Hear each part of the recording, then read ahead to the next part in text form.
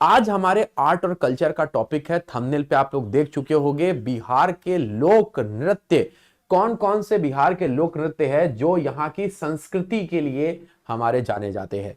ठीक है, तो शुरू करते हैं ये सारी चीजों को डिस्कस करना यहाँ पे। तो सबसे पहले जब हम लोग यहाँ पे बात करते हैं डांस की, तो हमारे इंडिया में दो तरीके के डांस आते हैं। एक जहां पर दिख रहा होगा आपको क्लासिकल, जिसको शास्त्रीय नृत्य बोलते हैं, शास्त्रीय नृत्य, और दूसरा हमारा फोक डांस है। तो शास्त्रीय नृत्य और हमारे फोक डांस, जिसको हम लोग अपने लोक कला नृत्य बोलते हैं, ये हमारे किनको बोले जाते हैं, दोनों में डिफरेंस क्या होते हैं, शास्त्रीय और लोक कला, क्लासिकल और फोक डांस में अंतर क्या होते हैं। तो सबसे पहले हम लोग बात करते हैं क्लासिकल डांस। तो हमारा जो शास्त्रीय नृत्य है, ये हमारे बोल सकते हैं कि ये अलग अलग हिंदी म्यूजिकल थिएटर स्टाइल में हम इनको देखते हैं। ये जो हमारे जो शास्त्रीय नृत्य हैं, ये किसी शास्त्र से निकल के आए, इसीलिए इनको हम लोग शास्त्रीय नृत्य बोलते हैं। शास्त्र से शास्त्रीय नृत्य, और उस हमारे शास्त्र का नाम है नाट्य शास्त्र।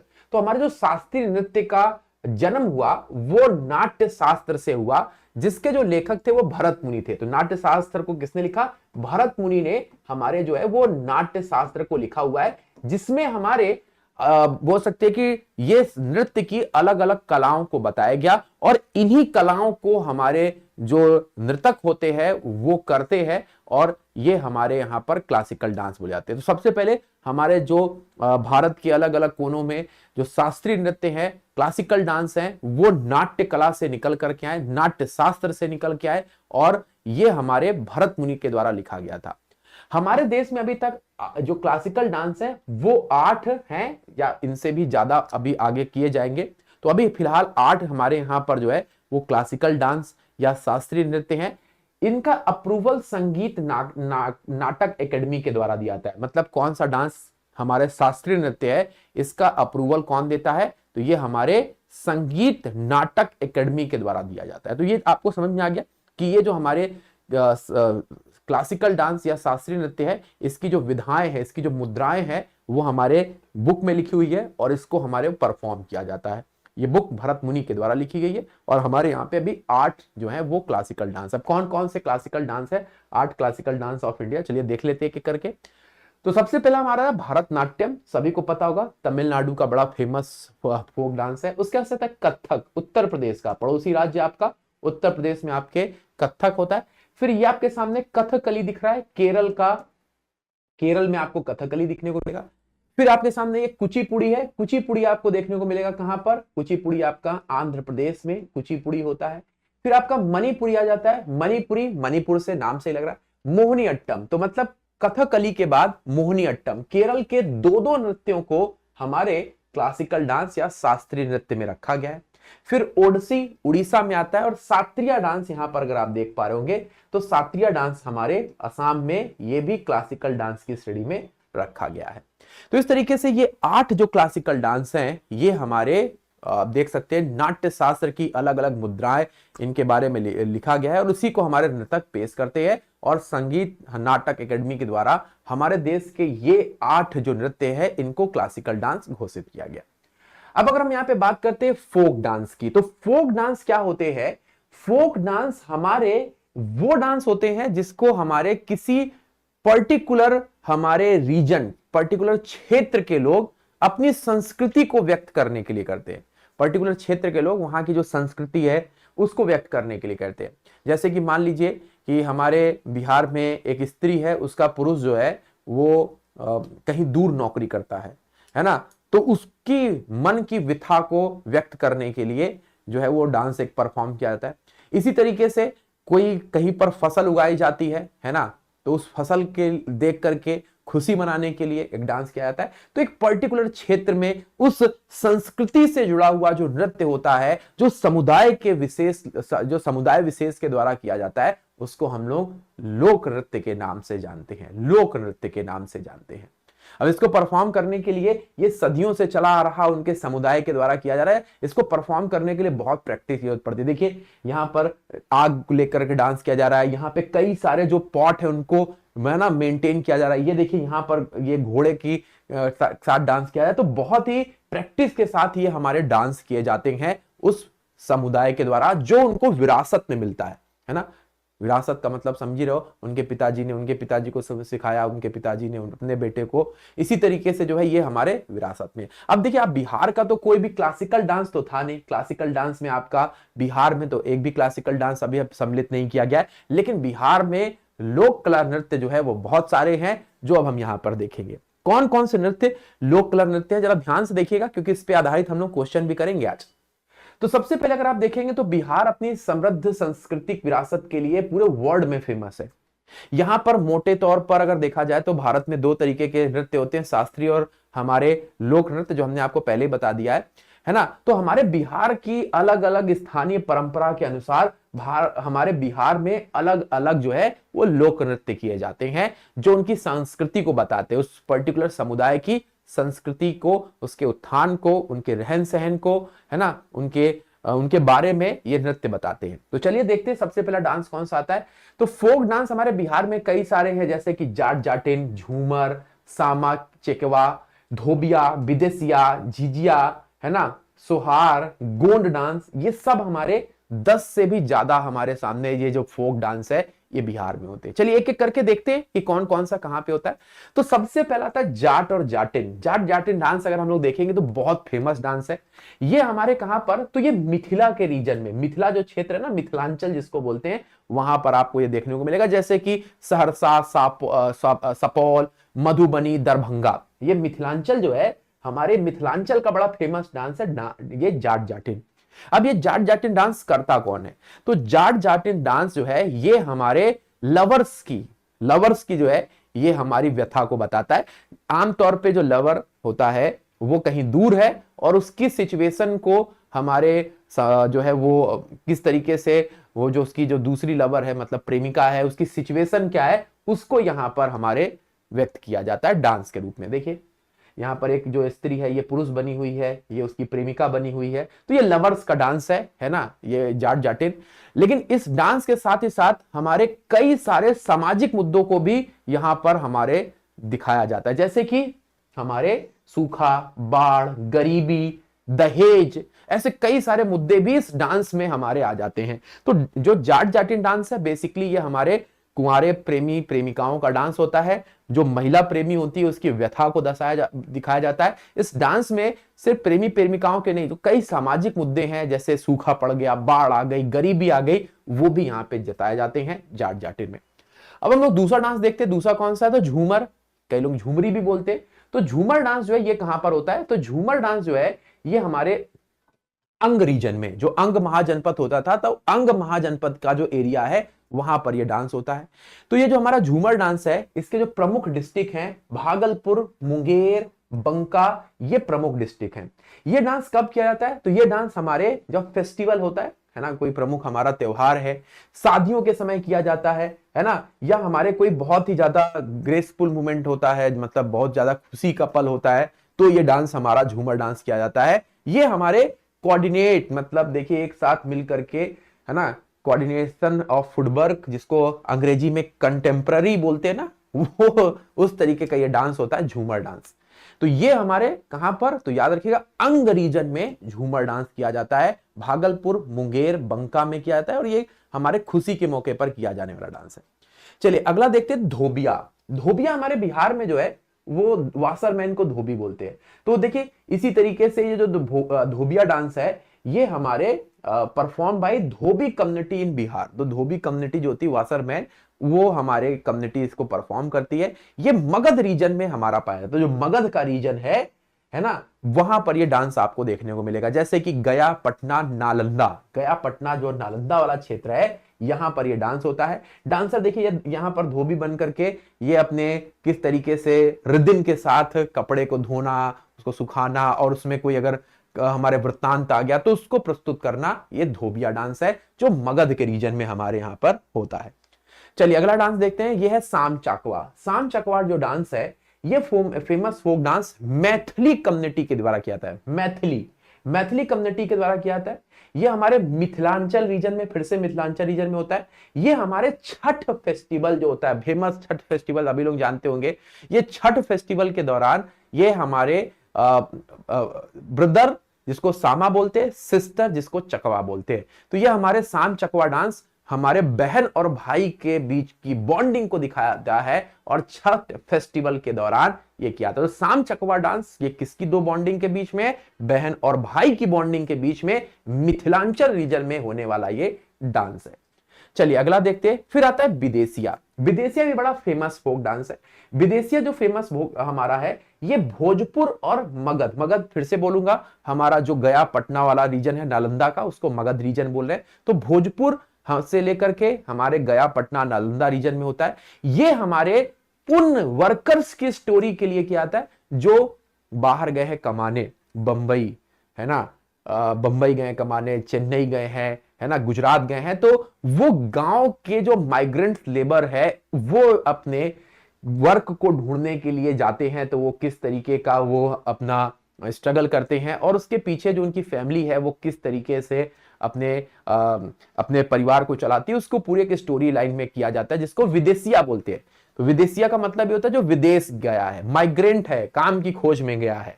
तो ये विदेशिया डांस हमारे किया जाता है। देखिए इस तरीके से यहाँ पर इसको स्टोरी लाइन के फॉर्म में किया जाता है। तो एक देखिए हमारे यहाँ पर ज्यादातर बिहार में यही होता है ना, या तो बिहार में क्या हो रहा है, या तो खेती होती है या तो लोग बाहर जाकर के माइग्रेंट बन के काम करते हैं। तो देखिए उसी की झलक आपको देखने को मिल रही है विदेशिया में। अगला हमारा डांस है जिसको हम लोग झिंझियान बोलते हैं। झिंझियान जो है ये हमारे दशहरे के मौके पर किया जाता है। बहुत ध्यान से देखिएगा एक एक चीज को, दशहरे के मौके पर किया जाता है। ये हमारे हिंदू मंथ ऑफ अश्विन, अश्विन जो महीना है जो कि हमारे सितंबर अक्टूबर में होता है ना, इस महीने में ये हमारा दशहरे के मौके पर किया जाता है। ये जो हमारा डांस है ये मां दुर्गा को समर्पित डांस है। कुछ इस तरीके से देखिए ये डांस किया जाता है ना। यहाँ पर हमारे बच्चों को इस डांस में क्या कहता है, माँ दुर्गा की जिस तरीके से उन्होंने मारा था महिषासुर को, उसको भी दिखाया जाता है। और साथ ही साथ इस डांस में बुरी चुड़ैलों और काला जादू से बचने के लिए माँ दुर्गा से प्रार्थना भी किया जाता है। तो इसको हम लोग झिंझियान डांस के नाम जानते हैं, जो दशहरे के मौके पर किया जाता है। अगला डांस आता है सोहर, सोहर खिलौना डांस। तो सोहर मतलब सभी लोग जानते हैं, जो बिहार से लोग जुड़े होंगे, ललनवा भैले हमारे घरवा। तो सोहर का मतलब होता है जब हमारे यहाँ पर बिहार में बच्चा जन्म लेता है तो चाइल्ड बर्थ सेरेमनी के समय ये डांस हमारे होता है। तो ये हमारे मुख्यतः कहां पर होता है, तो भोजपुर, मगध और अंग रीजन में, अंग जो महाजनपद का क्षेत्र था वहां पर ये डांस होता है। ये देखिए कुछ इस तरीके से आप देखिए सोहर गाया जा रहा है। ये हमारे women sing song and perform movement while cradle women toys, मतलब यहाँ पर इसमें हमारे डांस में लकड़ी के खिलौनों का इस्तेमाल करते हुए डांस किया जाता है। सोहर गाना होता है और सोहर खिलौना डांस फॉर्म है जो नए बच्चे के जन्म के साथ किया जाता है ना। चलिए अगला है हमारे साथ गोंड ट्राइब। गोंड ट्राइब अगर देखा जाए तो ये हमारे पूरे इंडिया की बहुत बड़ी ट्राइब्स है। भील है ना, भील और गोंड ट्राइब देखेंगे तो इंडिया की बहुत बड़ी ट्राइब्स है जो अलग अलग क्षेत्रों में पाई जाती है, छत्तीसगढ़, झारखंड, यूपी, मध्य प्रदेश, बिहार। तो ये जो गोंड ट्राइबल डांस है ये हर जहां जहां पे हमारी गोंड जनजाति पाई जाती है वहां पर ये डांस किया जाता है। ये एक हमारे बिहार में भी एक यूनिक फोक डांस है जिसमें हमारे कैमूर, रोहतास और औरंगाबाद है ना, कैमूर, रोहतास और औरंगाबाद का जो क्षेत्र है वहां पर ये डांस होता है। कुछ इस तरीके से ये हमारे डांस हाथ पकड़ करके किया जाता है। तो गोंड ट्राइब के द्वारा ये डांस किया जाता है, कैमूर, रोहतास और औरंगाबाद क्षेत्र में होते हैं। दोस्तों ये हमारे डांस थे। एक बार हम लोग जल्दी से पूरा रिवीजन कर लेते हैं कि भाई कौन कौन से डांस हम लोगों ने फोक डांस बिहार में देखे। तो फोक डांस जो अपनी संस्कृति, अपने कल्चर, अपने रहन सहन, अपने व्यथा को बताने के लिए किए जाते हैं, उन डांस की हम यहाँ पे बात कर रहे हैं। बिहार में हमारे जाट जाटिन है ना, झूमर, साम चकेवा, धोबिया, विदेशिया, झिझिया, सोहर खिलौना और गोड़ नृत्य प्रमुख नृत्य हैं। ये डांस हमने देखे अलग अलग क्षेत्रों में किए जाते हैं। जैसे जाट जाटिन हमारे मिथिलांचल में होता है, लवर्स के प्रेम कहानी को, उनके बीच के जो विरहा है उसको करने के लिए किया जाता है। झूमर डांस ये हमारे अंग रीजन में होता है, ये हमारे खुशी के मौके पर होता है। धोबिया डांस ये मगध रीजन में होता है, धोबी के ड्रेस में ये डांस किया जाता है एक स्टोरी लाइन पर। साम चकवा ये मैथिली समुदाय के द्वारा बहन और भाई के बीच के संबंध को दिखाने के लिए ये हमारे छठ पूजा के बाद ये हमारे किया जाता है। उसके बाद से विदेशिया आ गया। ये विदेशिया डांस हमारे मगध और भोजपुर रीजन में, विदेश मतलब जो बाहर हमारे गए हुए माइग्रेंट्स है, बाहर राज्यों में गए हुए वर्कर्स हैं, वो अपने काम की खोज में किस तरीके से जाते हैं, उनकी स्टोरी लाइन को ये विदेशिया दिखाता है। जिजियान डांस की अगर हम बात करेंगे तो ये दशहरे के मौके पर किया जाता है। माँ दुर्गा को समर्पित ये डांस अपने गांव, अपने बच्चे, अपनी फैमिली को बुरी ताकतों से बचाने के लिए ये डांस किया जाता है। फिर उसके बाद आता है सोहर खिलौना डांस। ये सोहर खिलौना डांस जब बच्चे का जन्म होता है उस खुशी में किया जाता है, जिसमें हमारे लकड़ी के जो खिलौने होते हैं उनको प्रॉप की तरीके लेकर के इस्तेमाल किया जाता है। ठीक है, चलते हैं अपने नेक्स्ट। तो गोंड ट्राइब डांस की बात करेंगे तो गोंड जनजाति के द्वारा जो हमारे कैमूर, रोहतास, औरंगाबाद के क्षेत्र में पड़ती है, जो कि हमारे कहाँ पे निचले वाले हिस्से में, जो कि छत्तीसगढ़, झारखंड से जुड़ा हुआ जो क्षेत्र पड़ता है, वहां पे ये गोंड जनजाति देखने को मिलती है। और ये हमारे कुछ इस तरीके से रिदमिक और एक साथ मिलकर के ये डांस करते हैं। तो ये हमने यहां पर देखा कि किस तरीके के डांस होते हैं। अब इनके ऊपर अगर क्वेश्चन बनेंगे तो भाई किस तरीके के क्वेश्चन बनेंगे, और लेट कई लोग होते हैं, भैया लेट मत हो, बहुत इंपॉर्टेंट क्लास है। तो सबसे पहले अगर हम यहाँ पे क्वेश्चन की बात करेंगे तो आपसे पूछते हैं कि इनमें से हमारे कौन सा डांस बिहार में किया जाता है। विदेशिया है ना, गरबा है, राउफ है, यक्षगान है, या इनमें से कई सारे हैं। कौन सा डांस जो है ये हमारे बिहार में किया जाता है। बीपीएससी का क्वेश्चन है, मुझे लगता है बहुत आसान हो गया होगा, जल्दी से बनाएंगे सभी लोग। जो हमारे बिहार में किया जाता है, आपने बताया था विदेशिया डांस। विदेशिया का मतलब जो बाहर गए हुए माइग्रेंट्स हैं उनके लिए किया जाता है। अगर हम लोग यहाँ पे गरबा की डांस करेंगे तो गुजरात का डांस है। राउफ की बात करेंगे तो जम्मू एंड कश्मीर का डांस है। यक्षगान की बात करेंगे तो कर्नाटक का डांस जो है वो यक्षगान है। तो याद रखिएगा, विदेशिया जो है वो 20वीं शताब्दी में हमारे भोजपुर स्पीकिंग जो रीजन है वहां पर किया जाता है। इस डांस के जनक के तौर पे हम लोग भिखारी ठाकुर को जानते हैं। भिखारी ठाकुर हमारे इस डांस के जनक के तौर पे जाने जाते हैं विदेशिया के। ठीक है, चलिए आगे चलते, नेक्स्ट क्वेश्चन को बनाते हैं। जाट जाति जो फोक डांस है ये कौन से राज्य में किया जाता है। बिहार, यूपी, मिजोरम, राजस्थान, या इनमें से एक से ज्यादा ऑप्शन है। हमारे जाट जाटिन डांस कौन से हमारे किया जाता है। ठीक है, तो नीतू बोल रही हैं, रॉकी, पूजा, रवि, नगेंद्र, सभी लोग बोले सर सही जवाब होना चाहिए। ये डांस भी हमारे बिहार का है। बिहार का फेमस फोक डांस है। स्पेशली नॉर्थ बिहार में ये डांस होता है। ये हमारे लवर्स के बीच की कहानी को दिखाते हैं। मिथिलांचल और कोसी के रीजन में ये डांस किया जाता है। यहाँ पर हमारे कई सारे सोशल इश्यूज जैसे कि बाढ़ है ना, सूखा, गरीबी, इन सारे मुद्दों को भी इस जो लवर्स की हमारे बीच की जो व्यथा होती है उसके लिए डांस किया जाता है महिलाओं के द्वारा। अगला क्वेश्चन है, हमारे यहाँ पर मिथिलांचल रीजन में कौन सा डांस किए जाते हैं। जाट जाटिन है, बिरहा है, झुमरी है, या राउत नाच है, या इनमें से एक से ज्यादा ऑप्शन सही है। ठीक है, तो सही जवाब क्या हो जाएगा, तो यहाँ पे अगर देखेंगे तो यहाँ पे option number A Jat Jatin Mithilanchal में होता है। अभी थोड़ी देर पहले बताया था, तो जाट जाटिन मिथिलांचल में होता है। हमारा जो झुमरी डांस है ये भागलपुर, मुंगेर, बंका रीजन में होता है, अभी बताया था। झुमरी डांस जो है ये garba performance of Gujarat. Jhumri dance of Bihar जो हमारे गरबा की तरीके डांस किया जाता है, मैंने आपको दिखाया था। गरबा जिस तरीके से माँ दुर्गा के लिए गरबा करते हैं गुजरात में, सेम उसी तरीके से हमारे यहाँ पे झुमरी डांस किया जाता है बिहार में। ठीक है, ये केवल मैरिड वुमेन्स के द्वारा किया जाता है। जो झुमरी डांस है जो आपको दशहरे के दिन हो रहा था वो मैरिड वुमेन के द्वारा किया जाता है। ठीक है, बिरहा जो है ये हमारे जब कोई बिहार में किया जाता है जब महिला को पति उसका अकेले छोड़ करके चला जाता है, तो बिरहा है ना, तो बिरहा की अग्नि में वो जब जलती है तो उस डांस को हम लोग बिरहा डांस बोलते हैं। तो यहाँ पे जो सही जवाब है मिथिलांचल रीजन में जाट जाटिन डांस होता है। आज यहाँ पर हम लोग बिहार की जो ट्राइब्स है उसके ऊपर डिस्कस करने वाले हैं, और क्या क्या क्वेश्चन बनेंगे ये भी हम लोग देखेंगे। तो सबसे पहले हमारे जो बिहार के जो ट्राइब्स हैं, जो बिहार की हमारी जनजातियां हैं, ये हमारे बिहार के कई सारे सामाजिक और सांस्कृतिक हमारे जो मानचित्र है उसका बहुत महत्वपूर्ण अंग है। अगर आज से 2000 साल पहले की बात करें तो हमारा जो बिहार था, जो झारखंड को भी अपने साथ इंक्लूड रखता था, तो कई सारी जनजातियां और कई सारे यहां पर हमारे जो संस्कृतियां थी, कई सारी जनजातियां संस्कृतियों का केंद्र बिंदु बिहार था। लेकिन झारखंड के अलग होने के बाद, मतलब सन 2000 के बाद जो है वो थोड़ी सी हमारा जो ट्राइबल एरिया है उसमें गिरावट आ गई है ना। मतलब झारखंड जो एरिया है ना, वो हमारा बहुत सारे जो ट्राइबल जनजाति है ना, उसको लेकर के अलग हो गया।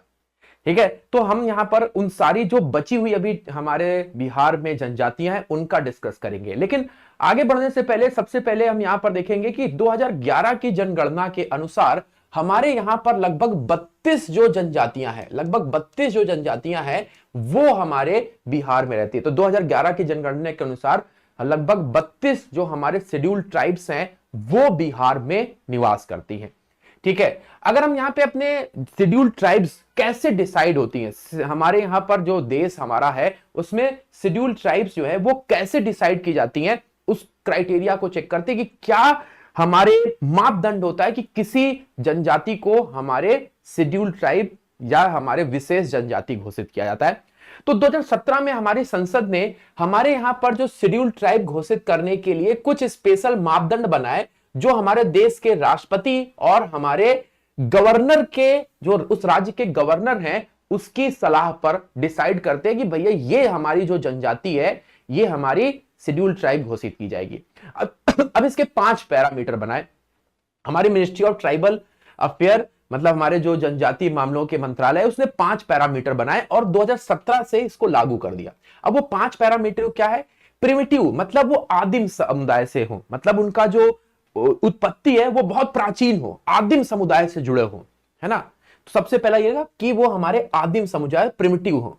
उसके बाद से उनका जो कल्चर है वो हमसे अलग हो, मतलब उनका जो रहन सहन है जो मुख्य धारा में हम लोग जैसे रहते हैं उनसे अलग हो, उनका रहने का तरीका, उनके पहनने का तरीका, बोलने का तरीका वो हमसे अलग हो, तो उनको हम लोग शेड्यूल ट्राइब घोषित कर देंगे।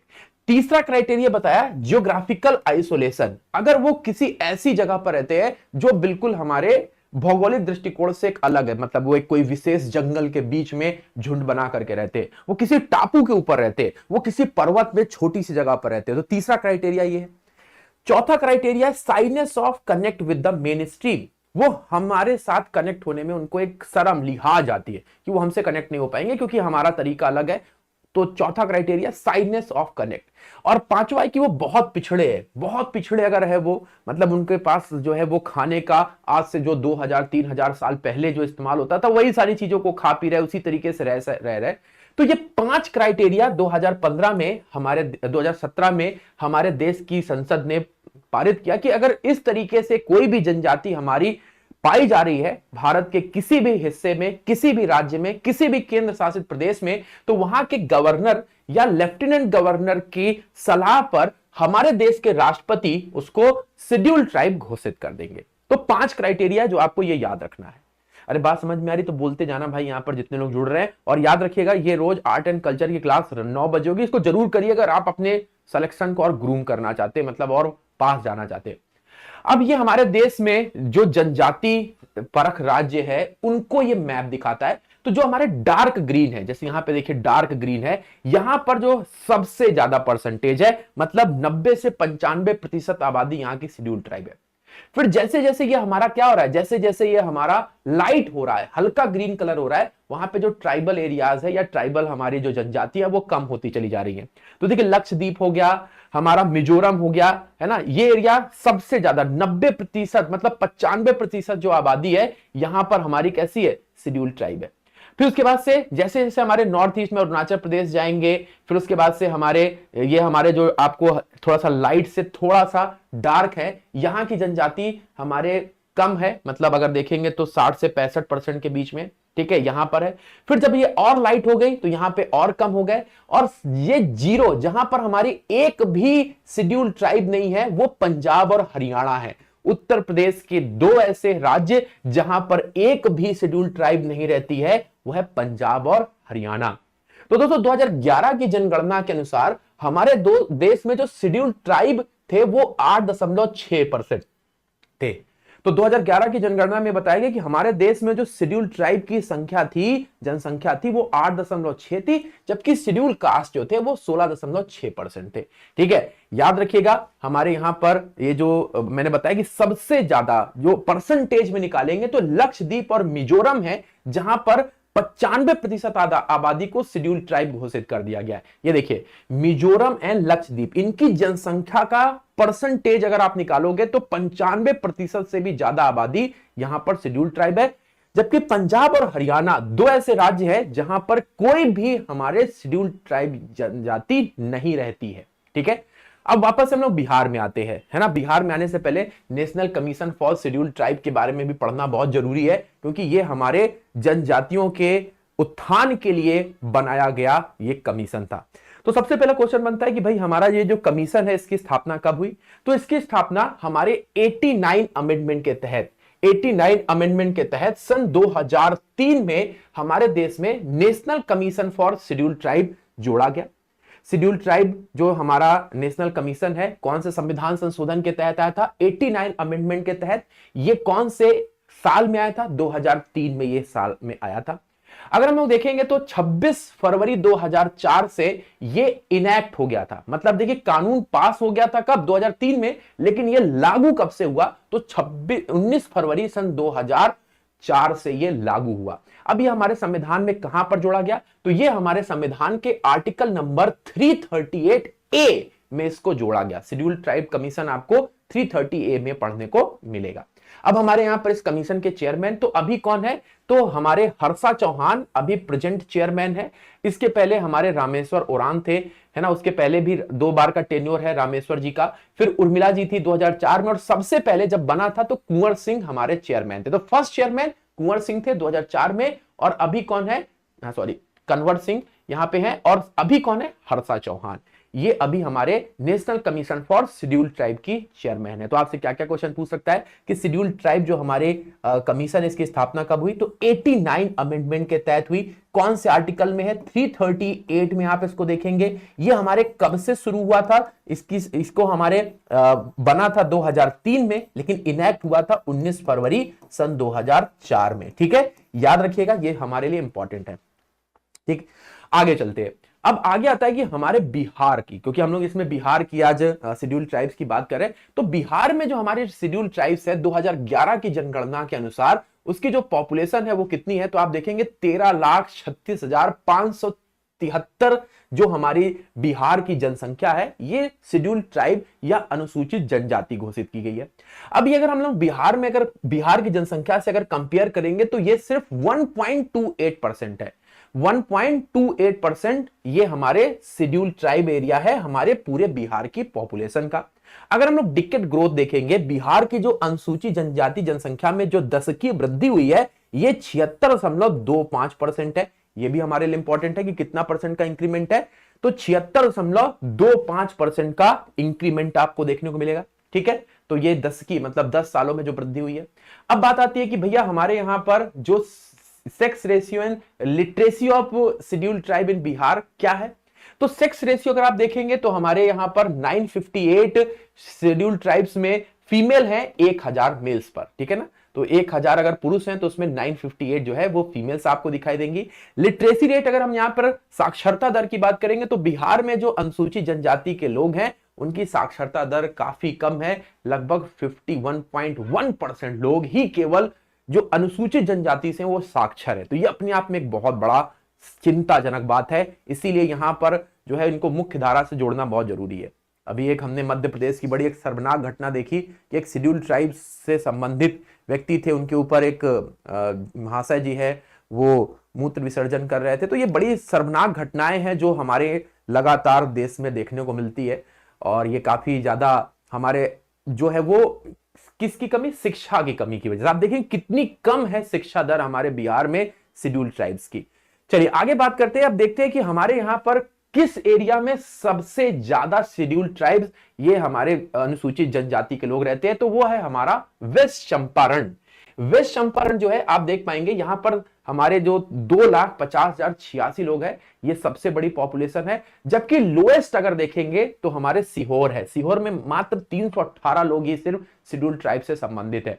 फिर उसके बाद से कटिहार दूसरे नंबर पे सबसे हाईएस्ट है। फिर पूर्णिया आ जाता है, लगभग 1,80,000 हमारे कटिहार में शेड्यूल ट्राइब के लोग रहते हैं, और पूर्णिया में 1,40,000 लोग लगभग शेड्यूल ट्राइब से रहते हैं। लगभग मैंने लगा दिया।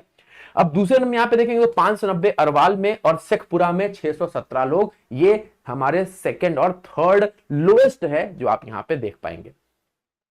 अब आती है भाई सर ट्राइब्स कौन कौन सी हैं जो हमारे बिहार में पाई जाती है और कौन से एरिया में? तो चलिए आइए देख लेते हैं हमारे यहां पे। तो सबसे पहली आती है जिसकी हमारे देश की राष्ट्रपति जिस ट्राइब से संबंधित है, संथाल ट्राइब। संथाल ट्राइब बिहार में हमारे भागलपुर, पूर्णिया, सहरसा, मुंगेर, बंका, जमुई, किशनगंज, अररिया, मधेपुरा, में आपकी देखने को मिलेगी। जबकि ओरान जो ट्राइब है ये पूर्णिया, कटिहार, सुपौल, रोहतास, बक्सर, दरभंगा, कैमूर, वेस्ट चंपारण, भागलपुर में देखने को मिलेगी। ठीक है ना। खरवार ट्राइब की बात करेंगे तो भागलपुर, पूर्णिया, रोहतास, कैमूर। खरवार ट्राइब जो है ये भागलपुर, पूर्णिया, रोहतास और कैमूर में देखने को मिलेगी। और गोंड ट्राइब की बात करेंगे तो सिवान, भोजपुर, कैमूर, वेस्ट चंपारण, सारण, रोहतास। मुंडा ट्राइब की तो मुंडा ट्राइब सिर्फ और सिर्फ कटिहार में। मुंडा ट्राइब अगर देखेंगे तो सिर्फ कटिहार में देखने को मिलेगी। कहा ना, मुंडा वैसे झारखंड में हमारे बहुत ट्राइब है, लेकिन कटिहार में। तो देखिए हमारे संथाल ट्राइब का जो एरिया है, उसके बाद से ओरान, ये दो ट्राइब हमारे बिहार में सबसे ज्यादा एरिया में फैली हुई है। ठीक है ना। फिर से हम लोग चीरो ट्राइब की बात करेंगे, रोहतास, भोजपुर, गया। कोरा ट्राइब की बात करेंगे तो मुंगेर, जमुई, कटिहार। थारू ट्राइब जो कि हमारे कहां पर, ये हमारे उत्तर प्रदेश की सबसे बड़ी ट्राइब है, तो थारू ट्राइब वेस्ट चंपारण में देखने को मिलेगी। कोरवा ट्राइब आपको रोहतास, भोजपुर, पूर्णिया, मुंगेर, कटिहार में देखने को मिलेगी।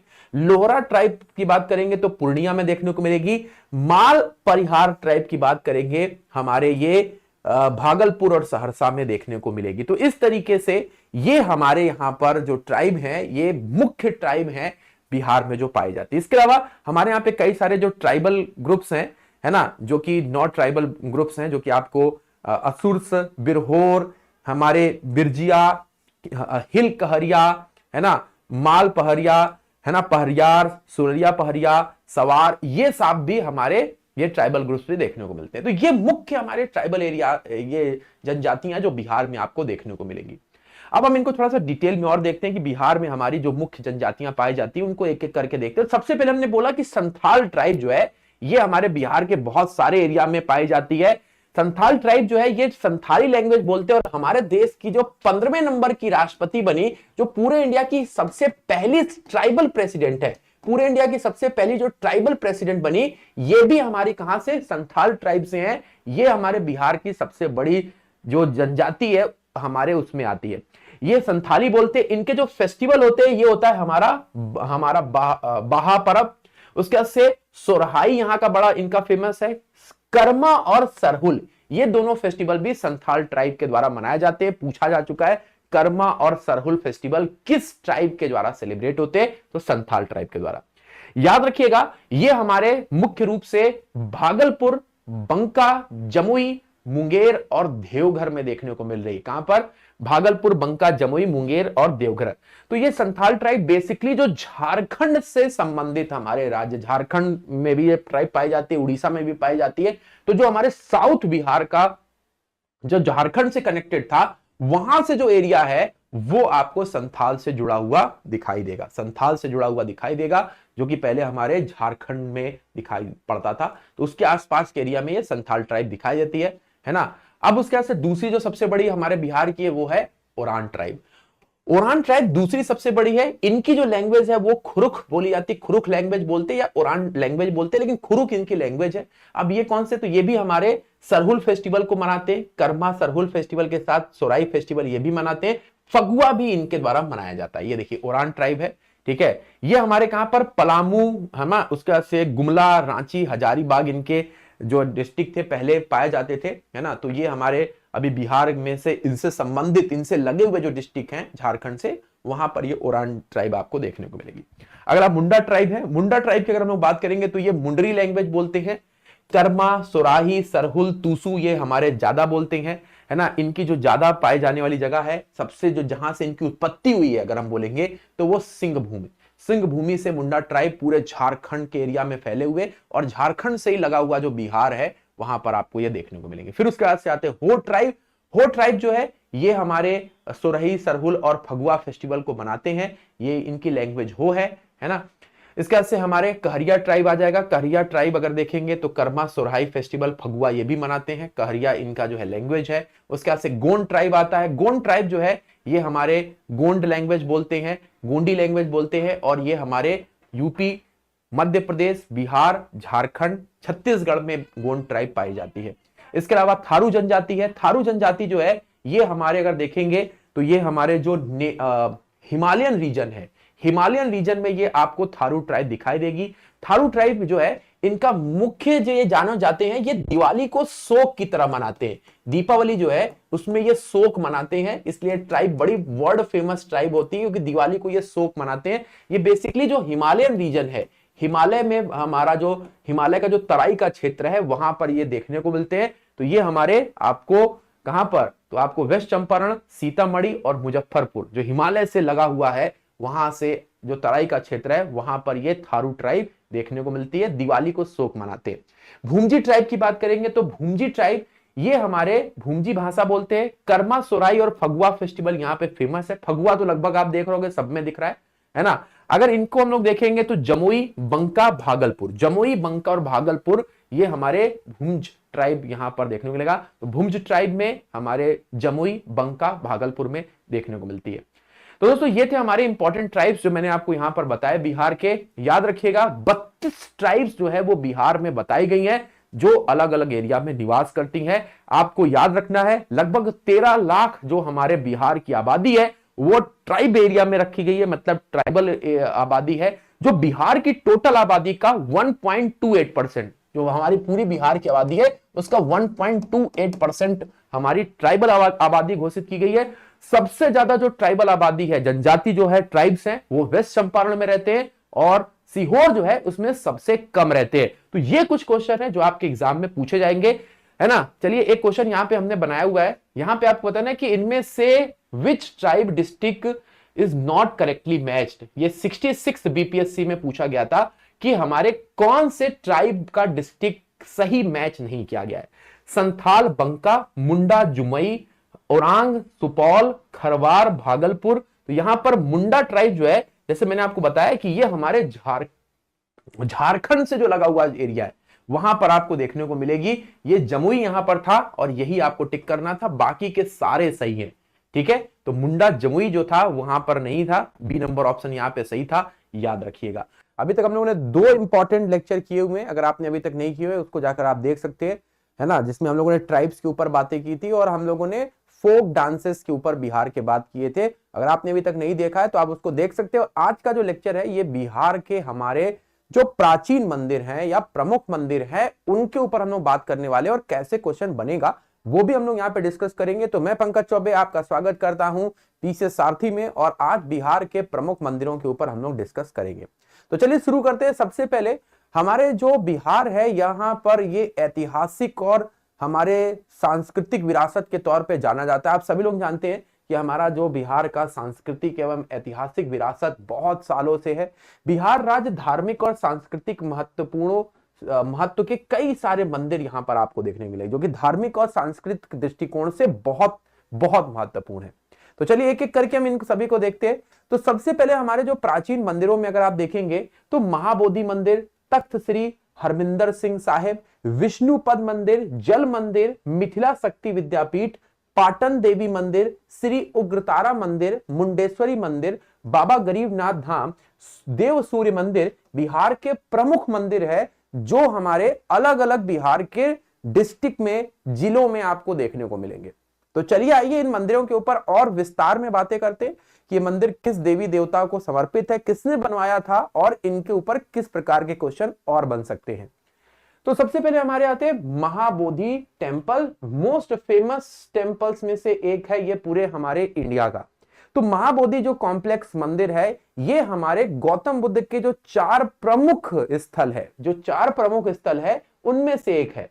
महाबोधि का मतलब होता है जहां पर गौतम बुद्ध को ज्ञान की प्राप्ति हुई थी, बोध हुआ था।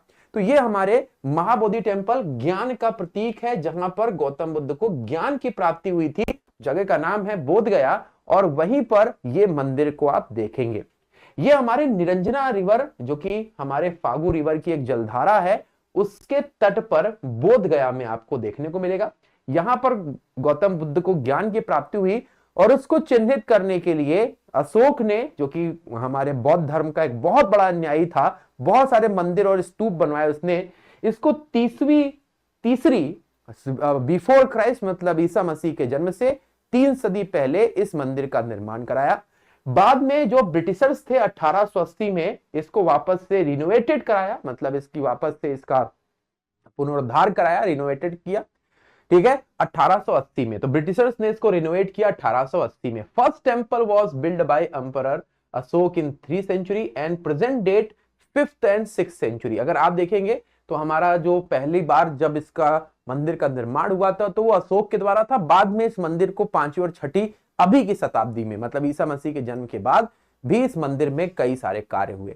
ये मंदिर इतना ज्यादा हमारा विख्यात है कि यूनेस्को ने इसको अपनी हेरिटेज साइट में शामिल कर लिया। 2002 में ये यूनेस्को की हेरिटेज साइट बन गया महाबोधि टेम्पल। तो बहुत सारी जानकारियां आपके पास हो गई कि ये कहां पर है, बोध गया में है। अशोका ने बनवाया था 1880 में, ब्रिटिशर्स ने वापस से रिनोवेट कराया और आपका ये 2002 में यूनेस्को ने इसको हेरिटेज साइट घोषित कर दिया। अब चलते अगले मंदिर की तरफ, ये है तख्त श्री पटना साहिब। तो जैसा कि हम सभी को पता है कि हमारे जो 10वें गुरु थे हमारे सिखिज्म के, उनका जन्म स्थान है हमारे पटना में, है ना। तो गुरु गोविंद सिंह जी का जो जन्म स्थान है वो यहीं पर हुआ था 22 दिसंबर सन 1666 में, है ना। यहां पर उनका जन्म हुआ और उनके जन्म स्थली को याद रखने के लिए महाराजा रंजीत सिंह ने 1780 से जो 1839 तक के हमारे सिख एम्परर के राजा थे, उन्होंने ये मंदिर या ये गुरुद्वारे का निर्माण कराया, जिसको हम लोग तख्त श्री पटना साहिब के नाम से जानते हैं। जैसे कि आपसे क्वेश्चन पूछ सकता है कि इसको किसने बनाया था, तो महाराजा रंजीत सिंह ने बनाया था। ये हमारे एक सिख एम्परर थे जिन्होंने इस मंदिर को बनाया था। हमारे जो करंटली पटना साहिब के नाम से हम इसको जानते हैं, है ना। और ये जो हमारा तख्त श्री हरमिंदर साहिब है ये 1950 में ये बना था। तो पटना साहिब या तख्त श्री हरविंदर साहिब जो है ये 1950 में आपका बना था, ठीक है। तो ये भी आपको याद रखना है। तो काफी महत्वपूर्ण ये मंदिर या गुरुद्वारा इसको बोलेंगे, तख्त श्री पटना साहिब गुरुद्वारा राणा महाराजा रंजीत सिंह के द्वारा ये बनवाया गया था। गुरु गोविंद साहिब जो उनकी जन्मस्थली है उसको चिन्हित करने के लिए ये बनाया गया, ठीक है। चलिए आगे चलते हैं। आगे हमारे सामने नेक्स्ट आता है विष्णुपद टेम्पल। विष्णुपद भगवान विष्णु को संबंधित है, नाम से ये लग रहा है। ये हमारे फागु रिवर के किनारे गया में देखने को मिलेगा। तो विष्णुपद टेम्पल कहां है, ये देखिए आपके सामने बहुत ही अलौकिक मंदिर है, ये गया में आपको देखने को मिलेगा। ये हमारे कई सारी जो रग्ड रॉक्स हैं उससे ये चारों तरफ से घिरा हुआ है। इसको हमारे erected by queen Ahilyabai Holkar ने कई सारे मंदिर हमारे यहाँ पे बनवाए, रिनोवेट कराए। तो उन्हीं के द्वारा ये 1787 में हमारे इस मंदिर का हमारे पुनरुत्थान किया गया था। याद रखिएगा अभी हाल में ही हमारे जो अहमदनगर है, अहमदनगर का नाम बदल करके अहिल्यानगर कर दिया गया है। और ये अहिल्यानगर कहां पर पड़ेगा, ये महाराष्ट्र का अहमदनगर है, ठीक है। तो ये भी आपके लिए इंपॉर्टेंट क्वेश्चन है। अब अहिल्याबाई जी का नाम आ गया था तो हमने यहाँ पे टिक किया, अहिल्याबाई होलकर महान सम्राज्ञी। अगले क्वेश्चन की तरफ चलते हैं, जल मंदिर वाटर टेम्पल के नाम से ये देखिए आपको दिखाई दे रहा होगा, बड़ा ही अलौकिक मंदिर है ये हमारे बिहार का। तो जल मंदिर हम लोग यहाँ पर आल्सो नोन एज अप्पापुरी मंदिर। अप्पापुरी मंदिर जो है ये हमारे पावापुरी के पास में आपको देखने को मिलेगा। पावापुरी ये वो जगह है जहां पर महावीर स्वामी जी ने अपने देह को त्यागा था। तो पावापुरी के पास में ये मंदिर जो कि नालंदा डिस्ट्रिक्ट में है ये आपको दिखाई देगा। तो आपका जल मंदिर बिहार का कहां पर है, तो याद रखिएगा ये पावापुरी नालंदा डिस्ट्रिक्ट में आपको देखने को मिलेगा, ठीक है। यहां पर कहा जाता है कि हमारे जो महावीर स्वामी है उन्होंने स्टारवेशन मतलब हमारे अपने देह को त्यागने का जो प्रोसेस है वो यहां पर किया था, जिसको चिन्हित करने के लिए ये मंदिर यहां पर बनाया गया। चलिए अगले जल मंदिर के बाद देखते हैं मिथिला शक्तिपीठ। मिथिला शक्तिपीठ बहुत इंपॉर्टेंट है। ये हमारे जो 52 शक्तिपीठ है उनमें से एक शक्तिपीठ है जो यहां पर आप देख पाएंगे। वामा स्कंद माता जी का जो लेफ्ट शोल्डर है, आप सभी को पता होगा कि हमारे जो सती होने के बाद जहां जहां पर शंकर भगवान जी जब अपने सती जी का लेकर के जा रहे थे पार्थिव शरीर, तो जहां जहां पे उनके अंग गिरे वहां पर शक्तिपीठ की स्थापना कर दी गई। तो उसी तरीके से मिथिला में हमारा जो दरभंगा डिस्ट्रिक्ट है बिहार में, वहां पर भी ये बाया जो हमारा शोल्डर है ना, बाया शोल्डर उनका वहां पर गिरा, जिसकी वजह से वहां पर एक शक्तिपीठ की स्थापना हुई जिसको हम लोग मिथिला शक्तिपीठ बोलते हैं। काफी शानदार मंदिर है, आप सभी लोग देख पा रहे होंगे। तो यहाँ पर बहुत इंपॉर्टेंट हो जाता है। अगले मंदिर की तरफ चलते हैं, मुंडेश्वरी मंदिर। तो मुंडेश्वरी टेम्पल कहां पर है, सबसे पहले मुंडेश्वरी टेम्पल कैमूर डिस्ट्रिक्ट में आपको दिखाई देगा। ये हमारे बिहार का ही नहीं पूरे इंडिया के सबसे पुराने टेम्पल्स में से एक है ना। One of the oldest temple in Bihar, बहुत ही पुराना टेम्पल है, नागरा स्टाइल। देखिए ये जो हमारे 5 तरफ से जो हमारा होता है ना, पेंटागोनल शेप में, उसको हम लोग नागरा स्टाइल में देखते हैं। तो नॉर्थ इंडिया के जितने भी टेम्पल होते हैं ज्यादातर नागरा स्टाइल के होते हैं, और हमारे साउथ इंडिया के द्रविडियन स्टाइल के होते हैं। तो ये नागरा स्टाइल का बनाया हुआ टेम्पल आज से 2000 साल पहले जो है ये कला विकसित हुई थी, और उसी स्टाइल में इसको हमने दूसरी से चौथी शताब्दी में ये बना, दूसरी से चौथी शताब्दी में जो है इसका निर्माण हुआ। जैसे कि मैंने बताया कि ये बिहार का नहीं, ये पूरे वर्ल्ड के सबसे पुराने मंदिरों में इसको शुमार किया गया है ना। मुंडेश्वरी जो मंदिर है कैमूर में, ये वर्ल्ड के सबसे पुराने मंदिरों में शुमार है। एलॉजिकल सर्वे के अनुसार ये मंदिर 108 एडी में बना था।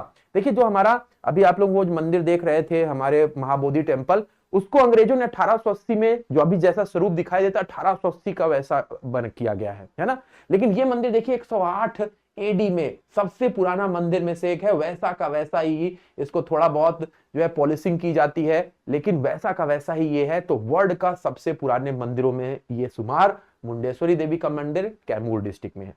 आगे चलते हैं, हमारे पाटन देवी टेम्पल, पाटन देवी के नाम से ही पटना शहर पड़ा है, आप सभी को पता होगा। तो पाटन देवी मां पटनेश्वरी के नाम से हम इनको जानते हैं, और ये पटना बिहार में है। ये भी हमारे जो 51 सिद्ध शक्तिपीठ है उनमें से एक है। यहां पर मां का जो है राइट थाई है ना, राइट थाई जो है वो गिरा था, जंघा गिरी थी दाई, जिसकी वजह से यहां पर भी शक्तिपीठ की स्थापना हुई। ठीक है, याद रखिएगा प्राचीन में मां हमारे सर्वानंद करी पटनेश्वरी के नाम से जाना जाता था, और ये पटनेश्वरी देवी, आप सभी लोग यहाँ पे गए भी होंगे, जो लोग पटना के आसपास के लोग होंगे यहाँ पे जाते भी होंगे। तो पाटन देवी टेम्पल बहुत इंपॉर्टेंट है, पटना का ये बहुत इंपॉर्टेंट। अगला है हमारा कौन सा, उग्रतारा मंदिर, बहुत इंपॉर्टेंट है उग्रतारा मंदिर। तो उग्रतारा मंदिर सहरसा डिस्ट्रिक्ट से 17 किलोमीटर दूर महिसी विलेज में है। महिसी विलेज में आपको ये उग्रतारा मंदिर दिखाई देगा, सहरसा डिस्ट्रिक्ट में है। ठीक है, ये हमारे टेम्पल भगवती तारा, जो कि हमारे बोल सकते हैं कि डिवोटी हैं, वो पूजा करते हैं भगवती तारा, है ना, यहां पर आपको दिखाई देगी। On the other side of main deity 2 smaller female deity which are worshipped by the people Ekajata and Neel Saraswati. तो यहां पर आप देखेंगे भगवती तारा, मां भगवती का एक रूप है भगवती तारा जिनको बोलते हैं, उनकी उपासना की जाती है। उग्र तारा मंदिर सहरसा डिस्ट्रिक्ट में महर्षि विलेज में आपको दिखाई देगा, महिसी विलेज में, सॉरी, तो महर्षि विलेज में ये उग्र तारा है। अगला क्वेश्चन है देव सूर्य मंदिर। देव सूर्य मतलब सूर्य मंदिर नहीं है, देव सूर्य मंदिर। हमारे यहाँ पे छठ पूजा बड़ी फेमस है, सभी लोग जानते होंगे। छठ पूजा बिहार से पूरे न्यूयॉर्क और अलग अलग एरिया में छठ पूजा का महत्व बढ़ता चला जा रहा है। सूर्य भगवान के उगते और डूबते दोनों स्वरूप की पूजा की जाती है। तो ये देव सूर्य मंदिर की जब बात आती है तो छठ पूजा में ये हमारे मंदिर डेडिकेट किया गया है। तो हमारे छठी मैया को ये समर्पित, लॉर्ड सन फॉर छठ पूजा ये हमारा बनाया गया है। ये हमारे बिहार के औरंगाबाद डिस्ट्रिक्ट में ये हमारे सूर्य देव मंदिर, देव सूर्य मंदिर आपको देखने को मिलेगा। टेम्पल एक यूनिक स्टाइल में, इसका जो फेस है वेस्ट डायरेक्शन में है, ताकि सूर्य के उगते और डूबते दोनों यहां पर सूर्य की प्रतिबिंब दिखाई दे और उसकी छठ पूजा में पूजा की जाए। तो बड़ा ही शानदार मंदिर है देव सूर्य का मंदिर, औरंगाबाद बिहार में।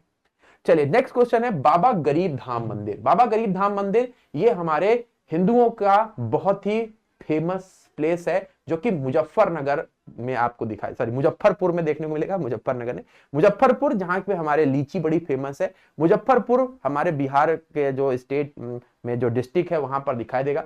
बाबा गरीब धाम ये हमारे सबसे पुराने मंदिरों में से एक है। इसको हम लोग देवघर ऑफ बिहार भी बोलते हैं। देवघर अभी झारखंड में चला गया है, तो अब हमारे जो देवघर ऑफ बिहार के नाम से बाबा गरीब धाम बोलते हैं। जैसा कि आपको नाम से ही लग रहा होगा, ये हमारे भगवान शिव को समर्पित है। और अभी इस मौके पर यहाँ पर बड़ी भीड़ होती है, मतलब सावन का जो अभी हमारा महीना चल रहा है उसमें बाबा के दर्शन करने के लिए, उनकी पूजा करने के लिए बाबा गरीब धाम में लोगों की लाइन लगी रहती है। तो मुजफ्फरपुर का बड़ा ही फेमस टेम्पल है बाबा गरीब धाम टेम्पल। तो दोस्तों ये थे हमारे महत्वपूर्ण टेम्पल जो आप लोगों ने इस पूरे सेशन में अच्छे ढंग से देखे होंगे। अब आपको इसकी पीडीएफ भी हमारे टेलीग्राम चैनल पर मिल जाएगी, लेकिन इस पे क्वेश्चन कैसे बन सकते हैं वो डिस्कस करते हैं। तो सबसे पहले यहां पर महाबोधि टेम्पल के बारे में इनकरेक्ट स्टेटमेंट आपको चुनना है, जो मैंने आपको बताया। ठीक है, थोड़ा सा छोटा होगा तो आप लोग थोड़ा सा मैं पढ़ देता हूं। इसका निर्माण पहली बार तीसरी शताब्दी बिफोर क्राइस्ट में, बिफोर मतलब ईसा मसीह के जन्म से पहले अशोक ने कराया था। यूनेस्को वर्ल्ड हेरिटेज साइट में इसको शामिल किया गया है। इसका रिनोवेशन पाल रूलर्स ने कराया है। अब आप बताना इनमें से एक से ज्यादा स्टेटमेंट भी गलत है या सही है, ये भी ऑप्शन है जो हमें बीपीएससी में देखने को मिलता है। बताइए भाई, जिसको भी लग रहा है बताते चलेंगे भाई एक एक करके। ठीक है, तो सही जवाब क्या है? तो यहाँ पे सही जवाब है हमारे ऑप्शन नंबर ई, मतलब यहाँ पे हमारे जो है वो ए नंबर ऑप्शन रिवर पुनपुन वाला जो था वो यहाँ पे छूटा हुआ था क्या? हाँ, पुनपुन रिवर के किनारे, ये भी आपका ऑप्शन में था। तो अब आप इसको देखिए और फिर जवाब दीजिएगा। अभी फिर से एक बार देख लीजिए। चलिए, ऑप्शन तो आपको पता ही चल गया है कि एक से ज्यादा गलत है। कौन कौन से गलत है? ए, ये पुनपुन की जगह पे निरंजना रिवर के किनारे है, तो निरंजना रिवर होना चाहिए, निरंजना। और इसका जो रिनोवेशन है पाल रूलर्स ने नहीं कराया था, इसका जो रिनोवेशन है ये हमारे अंग्रेजों ने, ब्रिटिशर्स ने कराया था 1880 में। तो ये दोनों हमारे ऑप्शन हो जाते हैं गलत। जबकि तीसरी शताब्दी में बना था, 2000 में यूनेस्को ने, 2002 में यूनेस्को हेरिटेज बना था, ये दोनों सही है। पहला और D number, A and D R wrong. यही मैंने पूछा था, निरंजना रिवर होना चाहिए और इसका निर्माण रिनोवेशन का ब्रिटिश ने कराया था 1880 में। ठीक है, this is the correct answer.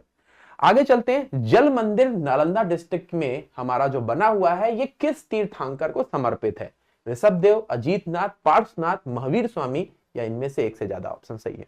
कल हम लोग यूनेस्को हेरिटेज साइट के ऊपर डिस्कस करेंगे, फिर हम लोग बिहार के ज्योग्राफिकल इंडिकेशन के ऊपर डिस्कस करेंगे। तो बड़ी इंपॉर्टेंट सेशन है और आप सभी लोगों को अपना टाइम जो है वो सेव कर लेना है। ठीक है, चलिए, तो यहाँ पे जो सही जवाब हो जाएगा ये है हमारा option number C. C number option सही है। हमारे यहाँ पर जो सॉरी कहाँ आ गया भाई, हमारे यहाँ पे जो हमारे यहाँ पे डी नंबर ऑप्शन है। जल मंदिर जो है ये नालंदा डिस्ट्रिक्ट में, और ये तीर्थंकर किसको? महावीर स्वामी जी को समर्पित है। पावापुरी में ये मंदिर स्थित है। तो आप डी नंबर के ऊपर महावीर स्वामी जी के ऊपर टिक करना है। पावापुरी जो हमारे महावीर स्वामी जी की जो है निर्वाण प्राप्त हुआ था, शरीर को त्यागे थे, वहीं पर यह मंदिर बनाया गया। चलिए अगला क्वेश्चन देख लेते हैं। इनमें से हमारा पाटन देवी टेम्पल कौन से डिस्ट्रिक्ट में स्थित है? बहुत आसान हो जाता है, पटना में। पटना का नाम इन्हीं के नाम पे पड़ा हुआ है, तो पाटन देवी टेम्पल हमारे पटना में है। आज हम लोग बात करने वाले हैं UNESCO heritage of Bihar. Bihar की वो कौन कौन सी इंपॉर्टेंट यूनेस्को हेरिटेज साइट्स हैं जो हमारे लिए बहुत इंपॉर्टेंट है। तो आज के सेशन में हम लोग ये सारी चीजें सीखेंगे, साथ ही साथ क्वेश्चंस भी करेंगे, भाई कैसा क्वेश्चन बन सकते हैं। और उसके बाद से आज आप लोगों के लिए एक बहुत सरप्राइज है जो क्लास के अंत में हम आपके साथ डिस्कस करेंगे। तो जितने भी लोग यहाँ पर हमारे साथ जुड़े हुए हैं, जरा जल्दी से अपने दोस्तों के साथ भी वीडियो को शेयर कर दे, ताकि ये सेशन में हम लोग जो भी डिस्कस करते हैं वो आपके साथ बहुत बेहतरीन तरीके से समझा पाए और आपके एग्जाम में काम आ पाए। ठीक है, तो चलिए शुरू करते हैं आज के सेशन को। और आज हम लोग थंबनेल में भी आपने देखा होगा, यहाँ पर भी UNESCO world heritage site of Bihar के ऊपर डिस्कस करने वाले हैं। तो सबसे पहले अगर हम लोग देखेंगे तो यूनेस्को वर्ल्ड हेरिटेज जो साइट है ना, ऑफ बिहार, इसके बारे में अगर हम बात करेंगे तो कितनी साइट है, कब उनको यूनेस्को हेरिटेज साइट में सम्मिलित किया गया, क्या क्या उससे रिलेटेड हमारे फैक्ट हैं, है ना, वो डिस्कस करेंगे। लेकिन सबसे पहले ये वर्ल्ड हेरिटेज साइट होती क्या है? तो हमारे विश्व धरोहर स्थल एक ऐसा ऐतिहासिक स्थल होता है या ऐसा क्षेत्र होता है जो कि हमारे किसके educational, scientific and cultural sector के लिए बहुत इंपॉर्टेंट होता है ना। या तो सांस्कृतिक, वहां की संस्कृति से जुड़ा हुआ है, या वो कोई ऐसा एजुकेशनल हमारे लिए इंपॉर्टेंट है कि वहां से शिक्षा, शैक्षिक चीजें आगे बढ़ रही हैं। और तीसरा यहां पर बताया गया है साइंटिफिक, है ना। साइंटिफिक का मतलब है जो हमारे वैज्ञानिक दृष्टिकोण है उसके लिए बड़ा इंपॉर्टेंट है। तो ऐसी जितनी भी हमारे वर्ल्ड में जितनी भी ऐसे हमारे ऐतिहासिक स्थल हैं, हम उन सभी को यूनेस्को क्या करता है, एक कानूनी तौर पर हेरिटेज साइट, है ना, हम उसको हेरिटेज साइट घोषित कर दिया जाता है, जिसका रख रखाव और सारी जिम्मेदारी वर्ल्ड के कंपैरेटिवली की जाती है। जैसे पूरे संसार में हमारे जो इंपॉर्टेंट साइट होती है उसी तरीके से उसकी भी हमारी देखरेख की जाती है। अब यूनेस्को जो है इसका हेडक्वार्टर कहां पे? तो इसका हेडक्वार्टर पेरिस में आपको दिखाई देगा, जो ये डिसाइड करता है कि हमारे यहां पर कौन कौन सी साइट कल्चरल, साइंटिफिक और हमारे बोल सकते हैं एजुकेशनल पॉइंट ऑफ व्यू से इंपॉर्टेंट होती है।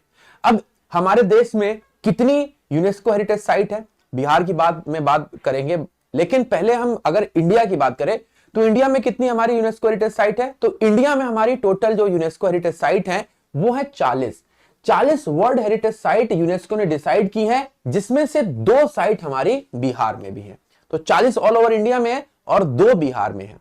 अब इनमें से अगर हम बात करेंगे तो 32 जो साइट है ये सांस्कृतिक दृष्टिकोण से बड़ी इंपॉर्टेंट है, ठीक है ना, साइंटिफिक दृष्टिकोण से बड़ी इंपॉर्टेंट है 2 साइट, 32 साइट, सॉरी 32 साइट जो है ये सांस्कृतिक दृष्टिकोण से हमारी इंपॉर्टेंट है। 7 नेचुरल साइट है, 7 जो है ये हमारे बोल सकते हैं प्राकृतिक स्थल है, और एक मिश्रित है, मतलब ये हमारे प्राकृतिक और कल्चरल का मिश्रण है ना। तो याद रखिएगा टोटल 40 हो जाती हैं, और इनमें से 2 साइट जो है वो बिहार में है। अब हमारे इंडिया में कौन कौन सी साइट है जरा एक बार देख लेते हैं। तो हमारे देश में जो 32 कल्चरल साइट है उनमें आपकी आगरा फोर्ट, अजंता केव्स आ जाती हैं, ठीक है ना। अजंता अलग है, एलोरा अलग है, हालांकि दोनों महाराष्ट्र के औरंगाबाद में है ना, लेकिन 60 किलोमीटर की दूरी है अजंता और एलोरा में। तो सबसे पहले हमारे यहाँ पे आगरा फोर्ट, अजंता केव्स, और उसके बाद से एलोरा केव्स, अजंता एलोरा और ताजमहल, टी फॉर ताजमहल, कहां पे, ये द ताजमहल। ये 3 जो है सबसे पहले यूनेस्को हेरिटेज साइट में सम्मिलित किए गए थे। फिर से देखेंगे, आगरा फोर्ट, अजंता और एलोरा, साथ ही साथ ताजमहल, ये तीनों को सबसे पहले हमारे हेरिटेज साइट में सम्मिलित किया गया। उसके बाद से आप धीरे धीरे देखेंगे हमारे यहाँ पर नालंदा हमारा जो विश्वविद्यालय है, एरोलॉजिकल साइट जो है उसको सम्मिलित किया गया। फिर उसके बाद से सांची का स्तूप है, चंपानेर पावागढ़ गुजरात में है, सीएसटी टर्मिनस 2004 में जो कि हमारे स्टेशन है मुंबई में, धौलावीरा 2021 में सबसे लेटेस्ट साइट है। उसी तरीके से हमारे church and convents of Goa है, फतेहपुर सीकरी है, चोला टेम्पल्स तमिलनाडु में है, हम्पी कर्नाटक में है, महाबलीपुरम का मंदिर है, पटकल आप देख पाएंगे 1987 में, राजस्थान के फोर्ट 2013 में, हिस्टोरिक शहर अहमदाबाद पहला शहर था जिसको यूनेस्को ने पूरे शहर को हमारे यूनेस्को हेरिटेज साइट में सम्मिलित किया गया। हुमायूंस टॉम्ब, हुमायूं का मकबरा दिल्ली में, जयपुर सिटी, उसके बाद से दूसरा शहर जयपुर था जो 2 साल के बाद 2019 में पूरे शहर को हेरिटेज साइट घोषित किया गया यूनेस्को के द्वारा। फिर उसके बाद से काकतिया, रुद्रेश्वर या रमप्पा टेम्पल, ये भी हमारे धौलावीरा के साथ दोनों 2021 में सम्मिलित किए गए। फिर खजुराहो का मॉन्यूमेंट है, महाबोधि कॉम्प्लेक्स बोधगया 2002 में, माउंटेन रेलवे हमारे जो कालका शिमला है, दार्जिलिंग है और नीलगिरी, तीनों है ना, कालका शिमला, दार्जिलिंग और नीलगिरी, ये तीनों माउंटेन रेलवे को सम्मिलित किया गया। कुतुब मीनार और मेहरौली जो कॉम्प्लेक्स है पूरा का पूरा कुतुब मीनार का एरिया, वो भी हमारे यूनेस्को हेरिटेज साइट में। रानी की वाव जो आप 100 रुपए की नोट के पीछे देखते हैं वो रानी की वाव है, जिसको हम यहाँ पे यूनेस्को हेरिटेज साइट में देखेंगे। रेड फोर्ट कॉम्प्लेक्स जो लाल किला है 2007 में आप देख पा रहे होंगे, 500 रुपए की नोट पे बना हुआ है और तिरंगे झंडे का ध्वजारोहण होता है 15 अगस्त को। Rock shelter of Bhimbetka, sun temple of Konark, Taj Mahal आपके सामने ही है। ला कोबियर का जो हमारा वर्क है ये भी आप देख पाएंगे, जंतर मंतर जयपुर का, और साथ ही साथ हमारे Victorian Catholic and art deco museum Mumbai. ये 32 कल्चरल सांस्कृतिक विरासतें हैं जो हमारे इंडिया की हैं। एक बार मैं पीडीएफ में आपको ये दूंगा तो आप इसको देख लीजिएगा।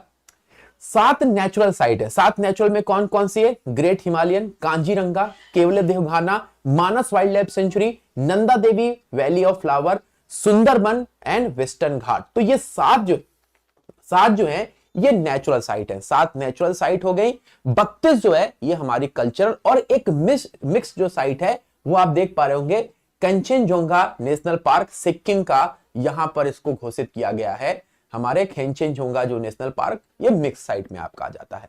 तो इस तरीके से टोटल 40 हेरिटेज साइट हो गई हमारे इंडिया में। सबसे पहले हमारे कौन कौन से थे, तो जैसा मैंने आपको बताया कि हमारे आगरा फोर्ट, अजंता एलोरा और साथ ही साथ हमारे जो ताजमहल है 1983 में सबसे पहले यूनेस्को हेरिटेज घोषित किया गया इनको। अब बात आती है कि भाई वर्ल्ड हेरिटेज साइट बिहार में कितनी है, तो 2 आपने देखी थी, चलिए आइए इनके ऊपर डिटेल में देखते हैं। तो सबसे पहले हमारे बिहार में जो आता है वो है महाबोधि टेम्पल कॉम्प्लेक्स। कल मैंने आपको जो महत्वपूर्ण मंदिर बताए थे उसमें भी इसके बारे में आपको जिक्र किया था मैंने। तो महाबोधि टेम्पल जो है ये बोध गया में है और ये पहला हेरिटेज साइट है बिहार का, जिसको 2002 में यूनेस्को ने अपनी मान्यता दी और इसको वर्ल्ड हेरिटेज साइट में सम्मिलित कर लिया।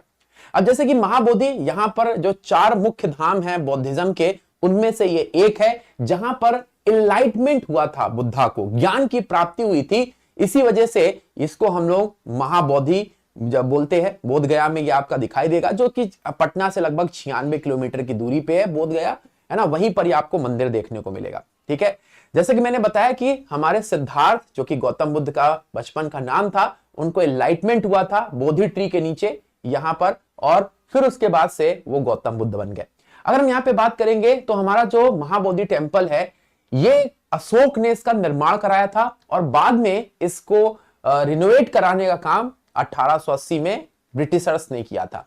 ठीक है, इसके अलावा महाबोधि टेम्पल में 5वीं और 6वीं शताब्दी में, 5वीं और 6वीं शताब्दी में यहां पर कई सारे मठ और स्तूप बनाए गए। कई सारे मठ जो हैं इस कॉम्प्लेक्स के अंदर आपको जो दिखाई देंगे वो 5वीं से 6वीं शताब्दी में आपको बने हुए दिखाई देंगे।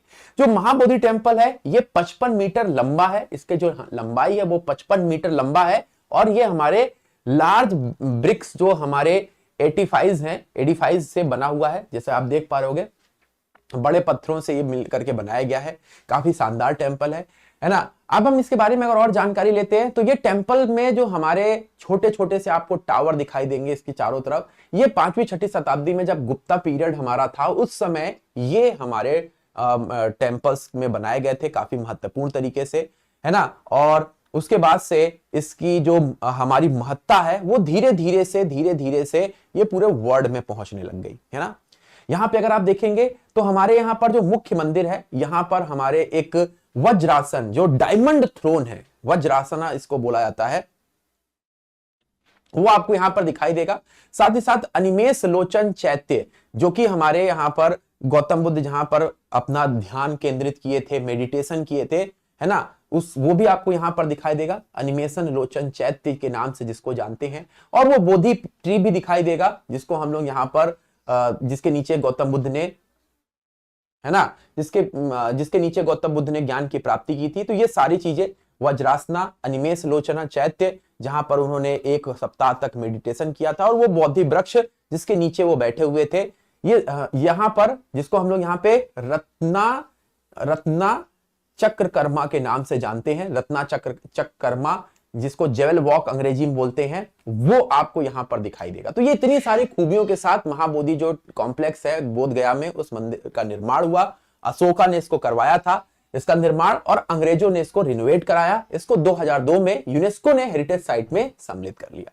अब दूसरी जो साइट है यूनेस्को की जो बिहार में आपकी है, वो आप यहां पर देखे होंगे, वो है हमारी नालंदा महाविहार। तो नालंदा महाविहार जो है ये हमारी पूरे वर्ल्ड की पहली रेजिडेंशियल यूनिवर्सिटी थी, मतलब जहां पर रहने की व्यवस्था थी, मतलब पढ़ाई भी करी और साथ ही साथ रहने की भी व्यवस्था थी। तो पूरे वर्ल्ड की ये पहली यूनिवर्सिटी थी जहां पर रहने की भी व्यवस्था थी इस यूनिवर्सिटी में। इस यूनिवर्सिटी का निर्माण 5वीं शताब्दी में हमारे गुप्ता रूलर कुमार गुप्त ने कराया। इसका जो निर्माण है कुमार गुप्त ने कराया, और इसको भी 2002 में यूनेस्को ने अपनी हेरिटेज साइट में सम्मिलित कर लिया। चीनी जो हमारे यात्री हैं जिनका नाम वेन स्यांग है, वो यहां पर विजिट किए थे 7वीं शताब्दी में, जब हमारे यहां पर हर्षवर्धन रूल कर रहे थे। तो हमारे वेन स्यांग चाइना से आए और यहां पर आकर के पहले अध्ययन किया, और फिर उसके बाद से यहां पर इन्होंने अपनी शिक्षा देनी भी शुरू की। तो वेन स्यांग हमारे नालंदा यूनिवर्सिटी में 7वीं सेंचुरी में आए, और ये हर्षवर्धन के शासनकाल में आए थे। नालंदा यूनिवर्सिटी का जो सबसे बढ़िया हमारा जो टाइम था वो 5वीं से लेकर के 12वीं शताब्दी तक, 5वीं से लेकर के 12वीं शताब्दी तक नालंदा यूनिवर्सिटी का सबसे बेहतरीन समय था। देश विदेश से जो हमारे स्टूडेंट है, जैसे ऑक्सफोर्ड, कैम्ब्रिज, अलग अलग यूनिवर्सिटी में पढ़ने जाते थे, नालंदा यूनिवर्सिटी में पढ़ने के लिए यहां पर आते थे। ठीक है, लेकिन हम बख्तियार खिलजी के आगमन के बाद, जैसे हमारे यहां पर मध्यकालीन भारत की शुरुआत होती है, ये यूनिवर्सिटी का जो बोल सकते हैं डिक्लाइन होता है, इसको नष्ट किया जाना शुरू हो जाता है, और ये यूनिवर्सिटी की महत्ता जो है वो उस समय कम होने लगती है। तो इसके हमारे जो नालंदा यूनिवर्सिटी के अगर बारे में बात करेंगे, हम अगर बात करेंगे तो नालंदा महाविहार जो है, पूरा का पूरा महाविहार, इसको 2016 में यूनेस्को ने अपनी हेरिटेज साइट में सम्मिलित किया है ना। तो ये हमारे जो है 2016 में पूरे महाविहार को सम्मिलित किया गया था। तो आपको 2016 के ऊपर टिक करना है। तो नालंदा महाविहार को 2016 में यूनेस्को हेरिटेज साइट ने सम्मिलित किया था। ठीक है, ये हमारे कई सारी अपनी स्टडीज के लिए वर्ल्ड में फेमस रहा है, जैसे Buddhist philosophy, logic, grammar, medicine, astronomy और भी चीजों के लिए ये वर्ड फेमस रहा है। याद रखिएगा, ये हमारे जो आर्किटेक्ट है गुप्ता और पाल, मतलब गुप्ता राजाओं ने और पाल वंश के राजाओं ने इसको महाविहार को जो डेवलप करने में अपना जो है वो बहुत योगदान दिया है। मतलब दो रूलर्स गुप्ता और पाल रूलर्स ने इसको डेवलप किया है। अगर हम यहां पर देखेंगे तो नालंदा यूनिवर्सिटी जो है इसके बारे में इसको आइडेंटिफाई करने के लिए 1915-16 में जो आइडेंटिफाई किया था वो थे अलेक्जेंडर कंघिम। सभी लोग इनके बारे में जानते होंगे, जिन्होंने हमारे यहाँ पे जियोलॉजिकल सर्वे ऑफ इंडिया की स्थापना भी की थी। साथ ही साथ अगर हम बात करेंगे तो यूनिवर्सिटी जो है ये कई सारे भारत की सांस्कृतिक और जो हमारी अलग अलग सभ्यताएं हैं उसकी विरासत का ये केंद्र बिंदु रहा है। ये भी हमको याद रखना है, काफी महत्वपूर्ण रहता है। तो ये हमारे दो साइट हैं, एक कौन सा है, एक हमारे महाबोधि कॉम्प्लेक्स और दूसरा है हमारा जिसको आप यहां पर देख पा रहे थे नालंदा महाविहार। महाबोधि कॉम्प्लेक्स को 2002 में सम्मिलित किया गया और वहीं पर नालंदा जो महाविहार है उसको हम लोगों ने 2016 में यूनेस्को हेरिटेज साइट में सम्मिलित किया। ठीक है, चलिए आइए इनके बारे में जानकारी और पुख्ता करते हैं। तो सबसे पहला क्वेश्चन आपको बताना है, नालंदा यूनिवर्सिटी के स्टेटमेंट को कंसीडर करते हुए आपको निम्नलिखित क्वेश्चन में सही कौन सा है यह जवाब देना है। नालंदा यूनिवर्सिटी की जो शुरुआत है वो गुप्ता रूलर्स ने 18वीं शताब्दी में की। वेनस्यांग जो है वो नालंदा यूनिवर्सिटी में चाइनीज जो था वो घूमने आया था। हमारे नालंदा यूनिवर्सिटी का जो निर्माण है वो चंद्रगुप्त ने किया था। इनमें से सही स्टेटमेंट आपको पिक करना है। दोस्तों अभी आप लोगों ने देखा होगा कि जो नालंदा यूनिवर्सिटी है जिसको अभी हम लोगों ने यूनेस्को हेरिटेज साइट में देखा, ये हमारे 7वीं शताब्दी में इसका निर्माण किया गया था। तो ये हो गया गलत। इसका निर्माण जो है वो कुमारगुप्त ने किया था, ना कि चंद्रगुप्त ने, ये भी हो गया गलत। लेकिन दूसरा वाला स्टेटमेंट आपका सही है। यहां पर केवल 2 नंबर ऑप्शन आपका सही हो जाएगा क्योंकि वेनस्यांग यहां पर आया था, ये बात बिल्कुल सही है। तो आपको टिक कर देना है हमारे ऑप्शन नंबर 2 को। तो इसका निर्माण जो है वो 8वीं शताब्दी में नहीं हुआ था, इसका निर्माण हमारे कुमारगुप्त के द्वारा आप यहां पर देखेंगे 5वीं शताब्दी में कराया गया था और यहां पर वेनस्यांग 7वीं शताब्दी में आया था। ये यूनिवर्सिटी जो है हमारे 2016 में इसको यूनेस्को हेरिटेज साइट घोषित किया गया था। ठीक है, तो ये दोनों ऑप्शन हो गए हमारे गलत क्योंकि यहां पर होना चाहिए 5वीं शताब्दी, ये 7वीं शताब्दी में हमारे यहाँ पे वेनस्यांग आया था और कुमारगुप्त जो है इसके हमारे रूलर थे जिन्होंने इसको बनाया था। चलिए अगला क्वेश्चन देखते हैं। इनमें से यूनेस्को हेरिटेज साइट जो बिहार की है उनको पिक करना है। महाबोधि टेम्पल है, नालंदा महाविहार है, रोड साइड ऑफ वैशाली है या रोड साइड ऑफ विक्रमशिला है या इनमें से एक से ज्यादा ऑप्शन सही है।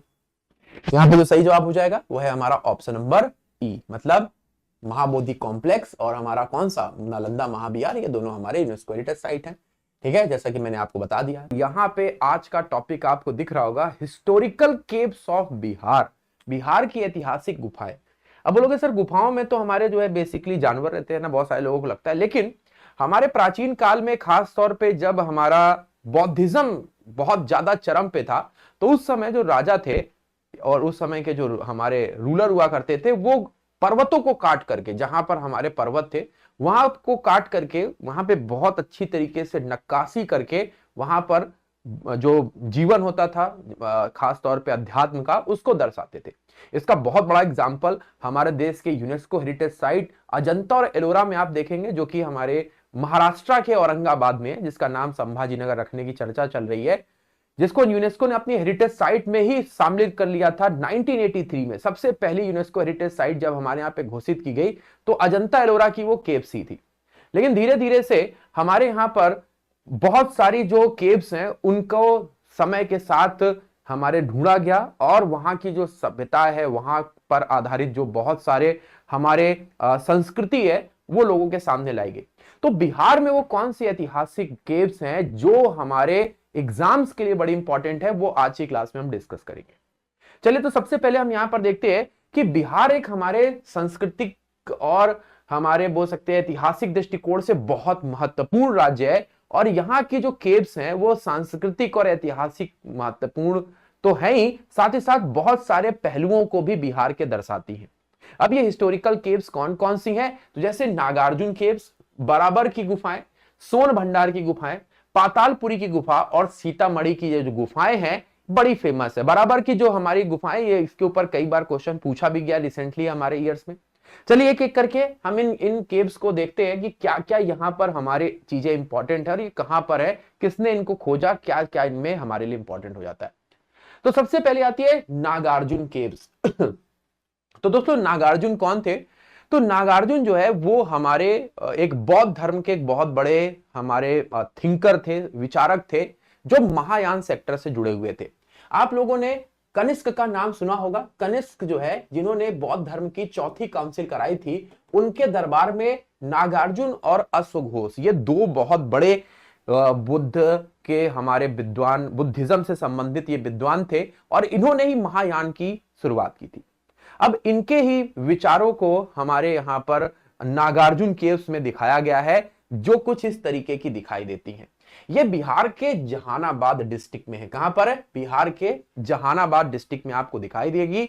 ये जो गुफा है, जैसा कि मैंने बताया कि हमारे नागार्जुन की जो विचारधाराएं हैं उससे संबंधित है, जो कि हमारे मिडिल वे, जो मध्यम मार्गीय जिसको हम लोग बोलते हैं, कि हमारे फाउंडर भी थे। तो नागार्जुन के द्वारा ये हमारे गुफाओं को किस तरीके से उनकी सोच थी, उस सारी चीजों को यहां पर हमारे दिखाया गया। तो ये नागार्जुन की गुफाएं, कभी आपको घूमने का मौका मिले जहानाबाद में तो जरूर यहां से घूम के आइएगा। बौद्ध धर्म से संबंधित, खासतौर पे महायान से संबंधित ये गुफा है। दूसरी आती है हमारे पातालपुरी की गुफा, है ना। पातालपुरी की जो गुफा है ये भागलपुर में, पातालपुरी या पातालपुरी, ये भागलपुर में आपको दिखाई देगी। ये भी हमारे जो है रॉक कट स्टाइल में बनाई गई है ना, पहाड़ों को काट करके बनाई गई है। 7वीं से 8वीं शताब्दी में ये गुफा का निर्माण हुआ था, ठीक है ना। तो ये हमारे 84 जो मुनि हैं, 84 मुनि आप लोगों ने नाम सुने होंगे, तो 84 मुनियों को यहां पर हमारे दर्शाया गया है। यहां पर आप देख पाएंगे जो 84 अलग अलग मुनि हैं उनको यहां पर दिखाया गया है। And said to display the adventure of lord Rama and Krishna, मतलब यहां पे आप देखेंगे कि राम और कृष्ण के भी जो उनके जीवन में महत्वपूर्ण घटनाएं वो भी यहां पर दिखाई गई है।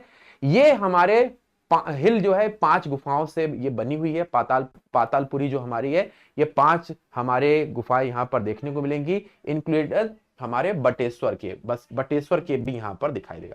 यहां पर एक हमारे जो है वो मंदिर भी है, जिसको हम लोग महादेव, भगवान महादेव को समर्पित करते हैं, जो कि हमारे आप देखेंगे यहां पर शिवरात्रि में बहुत विशाल मेला भी लगता है भागलपुर में। तो काफी इंपॉर्टेंट हमारा, हाँ, ये काफी इंपॉर्टेंट केव्स है, लेकिन ये हमारे बुद्धिज्म से नहीं, हिंदू धर्म से संबंधित है। 5 गुफाएं यहां पर हैं। 7वीं और 8वीं शताब्दी में इनका निर्माण हुआ था। 84 मुनियों को ये समर्पित गुफाएं हमारे राम और कृष्ण को भी हमारे जीवन को दर्शाती है। अगला है सीतामढ़ी केव्स। सीतामढ़ी केव्स जो कि हमारे वापस से हमारे किसको काट करके, हमारे पर्वतों को काट करके रॉक कट जिसको हम लोग बोलते हैं उसमें बनाई गई है। ये हमारे राजगिरी से 20 किलोमीटर साउथ वेस्ट में देखने को मिलेगी, है ना, साउथ वेस्ट में आपको देखने को मिलेगी। ये हमारे मौर्यन एम्पायर से प्रतीत होती है, मतलब मौर्यन एम्पायर मतलब बिफोर क्राइस्ट में जब हमारा मौर्य साम्राज्य था उस समय की ये हमारे गुफाएं प्रतीत होती हैं। ये जो हमारे जो यहाँ की जो हमारी इंक्रिप्शंस है, मतलब जो यहाँ के शिलालेख हैं, वो स्मॉलर देन बारबरा केव्स, जो बारबरा केव्स हैं उससे यहाँ के जो लिखी हुई चीजें वो थोड़ी से छोटे हैं, है ना। ये हमारे कुछ इस तरीके में ट्रेपोजेडियल शेप में आपको ये दिखाई देगी, जैसा कि आप यहाँ पर देख पाएंगे। तो पूछेगा किस शेप में, तो आप यहाँ पर देख पाएंगे ट्रेपोजेडियल शेप में। It is also called that Sita took refuge from मरा in the cave, hence name of cave. यहां पर जो है वो सीता जी को समर्पित है ना, और जिसकी वजह से ये हमारे इनके नाम पे ही हमारे जो है सीता जी के नाम पर इसका नाम सीतामढ़ी केव पड़ गया था। तो सीता जी से ही ये समर्पित गुफा है, जो कि हमारे राजगिरी से लगभग 20 किलोमीटर दूर साउथ वेस्ट में आपको दिखाई देगी। मॉडर्न एरा में ये बनाया गया था। चलिए अगले चलते हैं। अब है सोन भंडार केव। सोन भंडार है ना, जैसे सोने का भंडार, इसको आप यहां से देख सकते हैं। तो सोन भंडार केव्स ये बिल्कुल राजगिरी में, ये देखिए सोन भंडार केव, मैंने यहां पर गोला करके आपको दिखाया हुआ है। तो सोन भंडार केव्स ये आपको राजगिरी में दिखाई देगी। ये जैन धर्म से संबंधित है। जैसे कि आपने देखा था नागार्जुन केव्स जो है वो बौद्धिज्म से हैं, उसके बाद से सीतामढ़ी केव्स जो है हिंदुइज्म से हैं, है ना। वैसे हमारी सोन भंडार केव्स जो है ये हमारी किससे संबंधित है दोस्तों? जैनिज्म से है। सोन भंडार नालंदा डिस्ट्रिक्ट में आपको दिखाई देगा, राजगिरी में। ईस्टर्न एंड वेस्टर्न पार्ट कर्वेन are part of Son Bhandar caves, है ना। The Son Bhandar caves are associated with Jainism एंड ये हमारे तीसरी और चौथी शताब्दी में बनाई गई थी। तीसरी और चौथी शताब्दी में ये जो गुफा है बनाई गई थी। यहाँ पर आप जब भी जाए नालंदा डिस्ट्रिक्ट में तो सोन भंडार केव्स को भी देख सकते हैं। जिनकी रुचि है वो जरूर ये सारी जगहों को घूमे, बड़ा मजा आता है। मेरी बड़ी रुचि है इसलिए मैं जाता रहता हूँ। बारबरा केव्स की बात करते हैं तो बारबरा केव्स जो है ये हमारे 4 क्लस्टर ऑफ 4 केव्स, 4 गुफाओं का ये हमारे केंद्र है, जिसको हम लोग यहाँ पे करण, लोमास ऋषि, सुदामा एंड विश्वकर्मा ये यहां पर आपको देखने को मिलेंगी, है ना। तो ये काफी इंपॉर्टेंट हमारे लिए है, काफी बार इससे क्वेश्चन पूछा गया। Barabar caves are the oldest rock cut caves in India. अगर देखें सबसे पुरानी जो हमारे गुफाओं अगर पूरे इंडिया में है तो ये बारबरा केव्स हैं। ये भी हमको कहां पर देखने को मिलेगी, ये भी हमको जहानाबाद डिस्ट्रिक्ट में देखने को मिलेगी। ये देखिए जहानाबाद डिस्ट्रिक्ट में है, नागार्जुन केव की तरीके। ये हमारे मौर्यन पीरियड में बनाई गई थी। ये देखिए मौर्य जो पीरियड है 322 से 185 के बीच में ये बनाई गई थी। ये जो केव है ये जैन ऋषियों और बुद्ध ऋषियों के हमारे बोल सकते हैं ध्यान का केंद्र माना जाता था। यहीं पर उनसे रिलेटेड चीजें देखने को मिलेंगी, है ना। Curved out from the monolithic हमारे ग्रेनाइट रॉक्स, ये ग्रेनाइट रॉक आपको दिखा रहा है उससे बना हुआ है। और ये कहा जाता है कि यहाँ पे अशोक जो रूलर है, आजीविका जो हमारे हैं, इनके पिताजी अशोक के जो बिंदुसार थे वो आजीविका संप्रदाय को मानते थे। तो आजीविका जो संप्रदाय के लोगों को भी यहाँ पर आप अशोक के द्वारा चिन्हित देखेंगे। तो यहाँ पर याद रखिए 4 यहाँ पे हमारी गुफाएं थी, करण, चौपार, लोमास ऋषि, सुदामा और विश्वकर्मा। ये 4 गुफाएं यहाँ पर देखने को मिलेंगी बारबरा केव्स में। जहानाबाद में है, मौर्यन काल में बनाई गई सबसे पुरानी रॉक कट स्टाइल में बनाई गई केव्स हैं, ठीक है। जैन और बौद्धिज्म से संबंधित यहां पर हमारे ऋषियों ने अपने किया था। बारबरा केव्स में लोम ऋषि, सुदामा केव्स, करण, छौपर केव और विश्वकर्मा, ये 4 केव्स आप देख पा रहे होंगे। ये देखिए ये है ना, लोम ऋषि, सुदामा है, ये हमारी करण है और ये विश्वकर्मा है, ये आप देख पा रहे होंगे। लोम ऋषि जो केव्स है यहाँ पे बारबरा केव्स में आपको कहां पर ये दिख रहा होगा आपको, है ना। उसके बाद से सुदामा केव्स, इसको अशोका ने बनवाया था, है ना। ये बो के शेप में है, धनुष के जैसा ये आपको दिख रहा होगा, धनुष के जैसी है। उसके बाद से करण चापुर केव्स, ये हमारे सिंगल रेक्टेंगुलर रूम जैसा आपको दिखाई देगा, ठीक है। और उसके बाद से आपका विश्वकर्मा, ये देखिए विश्वकर्मा केव्स, ये हमारे अशोक यहाँ पर जो चढ़ने के लिए, ये देखिए विश्वकर्मा, इस पे आपको चढ़ाई करके थोड़ा सा ऊपर जाना है और यहाँ पर 2 रेक्टेंगुलर रूम बने हुए हैं। तो ये 4 हमारे बारबरा केव्स में है जो कि मौर्यन काल से संबंधित है। तो दोस्तों केव्स बहुत इंपॉर्टेंट है, मैंने आपको यहाँ पर बताया कौन कौन सी केव्स हमारे बिहार में है। आई होप आप लोगों ने देखा होगा। अब हम इनके ऊपर कैसे क्वेश्चन क्रिएट कर सकते हैं ये भी देखते हैं और आप लोग यहाँ पर बहुत ध्यान से इन क्वेश्चन को बनाइएगा, ठीक है। चलिए सबसे पहला क्वेश्चन क्या है, with the reference of Barbara caves choose the correct. हमारा ऑप्शन बारबरा केव सबसे इंपॉर्टेंट है। अब इनसे संबंधित कौन सा ऑप्शन सही है। बारबरा केव जो है ये हमारे सबसे पुरानी रॉक कट स्टाइल में बनाई गई है। इसको हमारे अशोक के द्वारा बनाया गया है ना, for the Buddhism, use of Buddhism. These caves are curved out of monolithic हमारे ग्रेनाइट रॉक। उसके बाद से ये हमारे बारबरा केव्स जो है hilly area of Makhdumpur 25 kilometre of Jahanabad district Bihar में देखने को मिलेगा। एक से ज्यादा ऑप्शन सही है। तो देखिए यहाँ पे कौन कौन से ऑप्शन सही है। ई नंबर यहाँ पर बहुत सारे लोगों को लग रहा होगा, आई होप, है ना। तो यहाँ पर जो सही जवाब है, करेक्ट ऑप्शन सिर्फ और सिर्फ जो है हमारा बी नंबर सही है। यहाँ पे हमारे सबसे पहले तो आपको देखना है कि इनमें से जो करेक्ट ऑप्शन है वो कौन सा है। ये क्लस्टर ऑफ 4 केव्स है, यहाँ पर आप देखेंगे बारबरा केव्स, ये हमारे caves are oldest surviving caves है। तो मतलब पहला ऑप्शन तो यहाँ पे सही है, तो करेक्ट वन ही तो पूछा था, तो पहला ऑप्शन सही है। दूसरा है यहाँ पे हमारे जो बारबरा केव्स है ये 40 किलोमीटर बोध गया से दूर स्थित है ना, इन मखदूमपुर जहानाबाद डिस्ट्रिक्ट, तो ये भी हमारा सही हो गया। अब ये ग्रेनाइट रॉक से बना है, ये भी हमने पढ़ा हुआ है। लेकिन हमारा जो गलत है स्टेटमेंट, ये बुद्धिज्म अशोक ने बनाया तो था, लेकिन मैंने आपको बताया आजीविका सेक्टर को इन्होंने समर्पित किया था, बुद्धिज्म को नहीं। अशोक ने ये आजीविका सेक्टर को समर्पित किया था। तो यहाँ पे इनकरेक्ट अगर हम यहाँ पर चूज करेंगे, इनकरेक्ट वन केवल बी नंबर है, बाकी के हमारे सारे सही हैं। तो बी नंबर इनकरेक्ट है और यहाँ पर इन छूट गया था प्रिंट करने में, तो इनकरेक्ट हमारा सिर्फ बी नंबर है, बाकी के तीनों बिल्कुल सही हैं। ये देखिए आजीविका। चलिए आगे चलते हैं। नेक्स्ट है हमारा, in which of the following district Patalpuri caves are located. Patalpuri caves आपको कहां पर दिखाई देंगी, भागलपुर, गया, नालंदा, रोहतास, या इनमें से एक से ज्यादा ऑप्शन सही है। तो देखिए मैंने आपको बताया था पातालपुरी केव्स के बारे में कि ये 24 ऋषियों को समर्पित, 84 ऋषियों को समर्पित ये हमारी केव्स भागलपुर में देखने को मिलेगी। तो भागलपुर कहां पे, तो ए नंबर में आपका भागलपुर है, टिक कर देना है, सही जवाब हो जाएगा। अगला क्वेश्चन क्या है, सोन भंडार केव्स ये कहां पर है। तो सोन भंडार केव्स मैंने आपको बताया कि ये हमारे केव्स जैनिज्म को पूरी तरीके से समर्पित राजगिर में देखने को मिलेंगी। तो राजगिर में आप सही टिक करेंगे, सही जवाब हो जाएगा डी नंबर। ठीक है, सोन भंडार केव्स जो है ये राजगिरी में। आज हम लोग बात करने वाले बिहार के मेलों की, बहुत इंपॉर्टेंट सेशन है ना। कल खराब मौसम की वजह से आपकी क्लास हो नहीं पाई थी। तो दोस्तों बहुत इंपॉर्टेंट होता है ये मेले। आजकल तो लोग वैसे मेले में कम जाते हैं, है ना। कभी अमेजोन पे सेल होती है तो कभी फ्लिपकार्ट की सेल होती है, उसी मेले का एंजॉय करते हैं, वहीं से लोग ऑर्डर करते हैं। लेकिन अभी से कुछ समय पहले मेलों का बहुत औचित्य होता था, लोग बहुत इंतजार करते थे कि भैया ये वाला मेला आने वाला है, ये मेला आने वाला है, और उसकी बड़ी धूम भी होती थी। लेकिन धीरे धीरे से क्रेज कम हो रहा है, लेकिन फिर भी एक बहुत बड़ी आबादी मेले में जा करके अपने घरेलू सामान को तो खरीदती हैं, साथ ही साथ वहां का बहुत एंजॉय करती है। और बिहार एक ऐसा राज्य है जो अपने मेले के लिए पूरे वर्ल्ड में फेमस है। तो आज की क्लास में हम लोग बात करेंगे बिहार के मेले और उसके जुड़ी हुई हमारे जो पॉइंट, स्टैटिक पॉइंट, वो भी देखेंगे और उनसे बनने वाले क्वेश्चन भी हम डिस्कस करेंगे।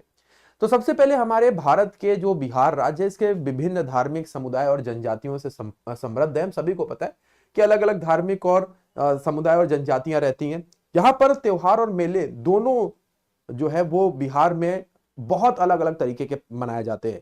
फेस्टिवल वाली क्लास अगर आपने नहीं देखी है त्योहारों वाली तो देख लीजिएगा, बहुत तरीके के त्योहार हमने बनाए थे। अब इन्हीं त्योहार के समय में जो जोश और उमंग होता है लोगों में, उसी को हम यहाँ पर अपने अलग अलग मेलों के रूप में देखते हैं, जहां पर उस पर्टिकुलर जो हमारा क्षेत्र है वहां से जुड़े हुए जो चीजें हैं वो बिकती हैं, कई सारे करतब होते हैं, है ना। तो बहुत कुछ यहाँ पर देखने को मिलता है हमारे बिहार के मेलों में। तो हमारे जो जो बिहार के मेले हैं, जैसे कि हमने बताया कि ना सिर्फ इंडिया में बल्कि दुनिया भर में वे फेमस हैं, है ना। यहाँ पर जो धार्मिक और लोक कथाओं की मान्यता के अनुसार यहाँ के जो मेले हैं वो ऑर्गेनाइज कराए जाते हैं, जैसे कि गया का पितृपक्ष का मेला, जहानाबाद का केकू महोत्सव, सोनपुर का पशु मेला, बंका का मंदार मेला, राजगिरी महोत्सव, कुछ ऐसे हमारे प्रमुख मेले हैं, है ना, नुमाइश हैं जो हमारे बिहार में बड़ी फेमस है। चलिए एक एक करके इनको डिटेल में देखते हैं और देखते हैं भैया क्या क्या क्वेश्चन बन सकता है। तो सबसे पहले आता है पितृपक्ष का मेला। पितृपक्ष देख रहे होंगे, यहाँ पे लोग पिंडदान कर रहे हैं। तो पितृपक्ष का मेला ये हमारे जो पितरपक्ष चलते हैं, है ना, सितंबर में 16 दिन के, उस समय ये गया में ये मेला लगता है। ठीक है, कहा जाता है कि राम और सीता लक्ष्मण के साथ यहीं पर अपने पिता दशरथ और अपने दादाजी और अपने जो फोर फादर्स थे, पूर्वज थे, उनका पिंडदान किया। और तब से ये हमारे हिंदुओं का बहुत धार्मिक तीर्थ स्थल बन गया। यहीं पर जो हिंदू है वो अपने पिंडदान करते हैं और अपने पुरखों जो है उनको मोक्ष के लिए कामना करते हैं। साथ ही साथ बोध गया हमारा इसलिए भी फेमस है क्योंकि गौतम बुद्ध ने यहाँ पर इनलाइटमेंट, ज्ञान प्राप्ति किया था, है ना, इसलिए भी फेमस है, हमने देखा था। लेकिन पितृपक्ष का मेला सितंबर महीने में 16 दिन चलने वाला है। यहाँ पर बहुत दूर दूर से लोग आकर के अपने पुरखों का पिंडदान करते हैं, मोक्ष की कामना करते हैं, याद रखिए। अगला मेला है सोनपुर का पशु मेला। एशिया का सबसे बड़ा पशु मेला ये सोनपुर में लगता है। सोनपुर सभी को पता है गंगा और गंडक जहां पर मिल रहे हैं, यहां पर ये मेले का आयोजन होता है और ये नवंबर और दिसंबर के महीने में सोनपुर में लगता है। जैसे मैंने बताया कि एशिया का सबसे बड़ा पशु मेला है।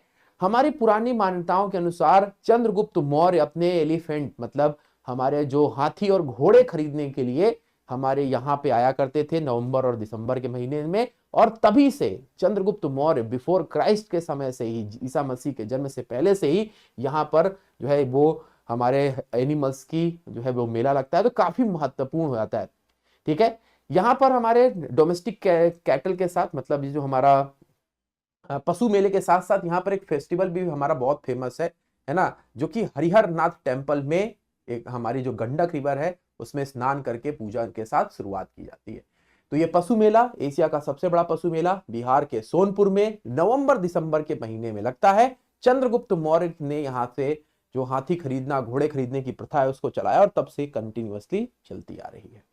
अब सोनपुर के मेला के बाद आता है हमारा राजगिरी महोत्सव। राजगिरी महोत्सव, राजगिरी फेस्टिवल जिसको बोलते हैं, ये तो आधुनिक है। 1986 में इसकी शुरुआत हुई थी। यह हमारे बौद्ध और जैन धर्म का जो हेरिटेज है ना, धरोहर है, उसको यहाँ पर दिखाया जाता है।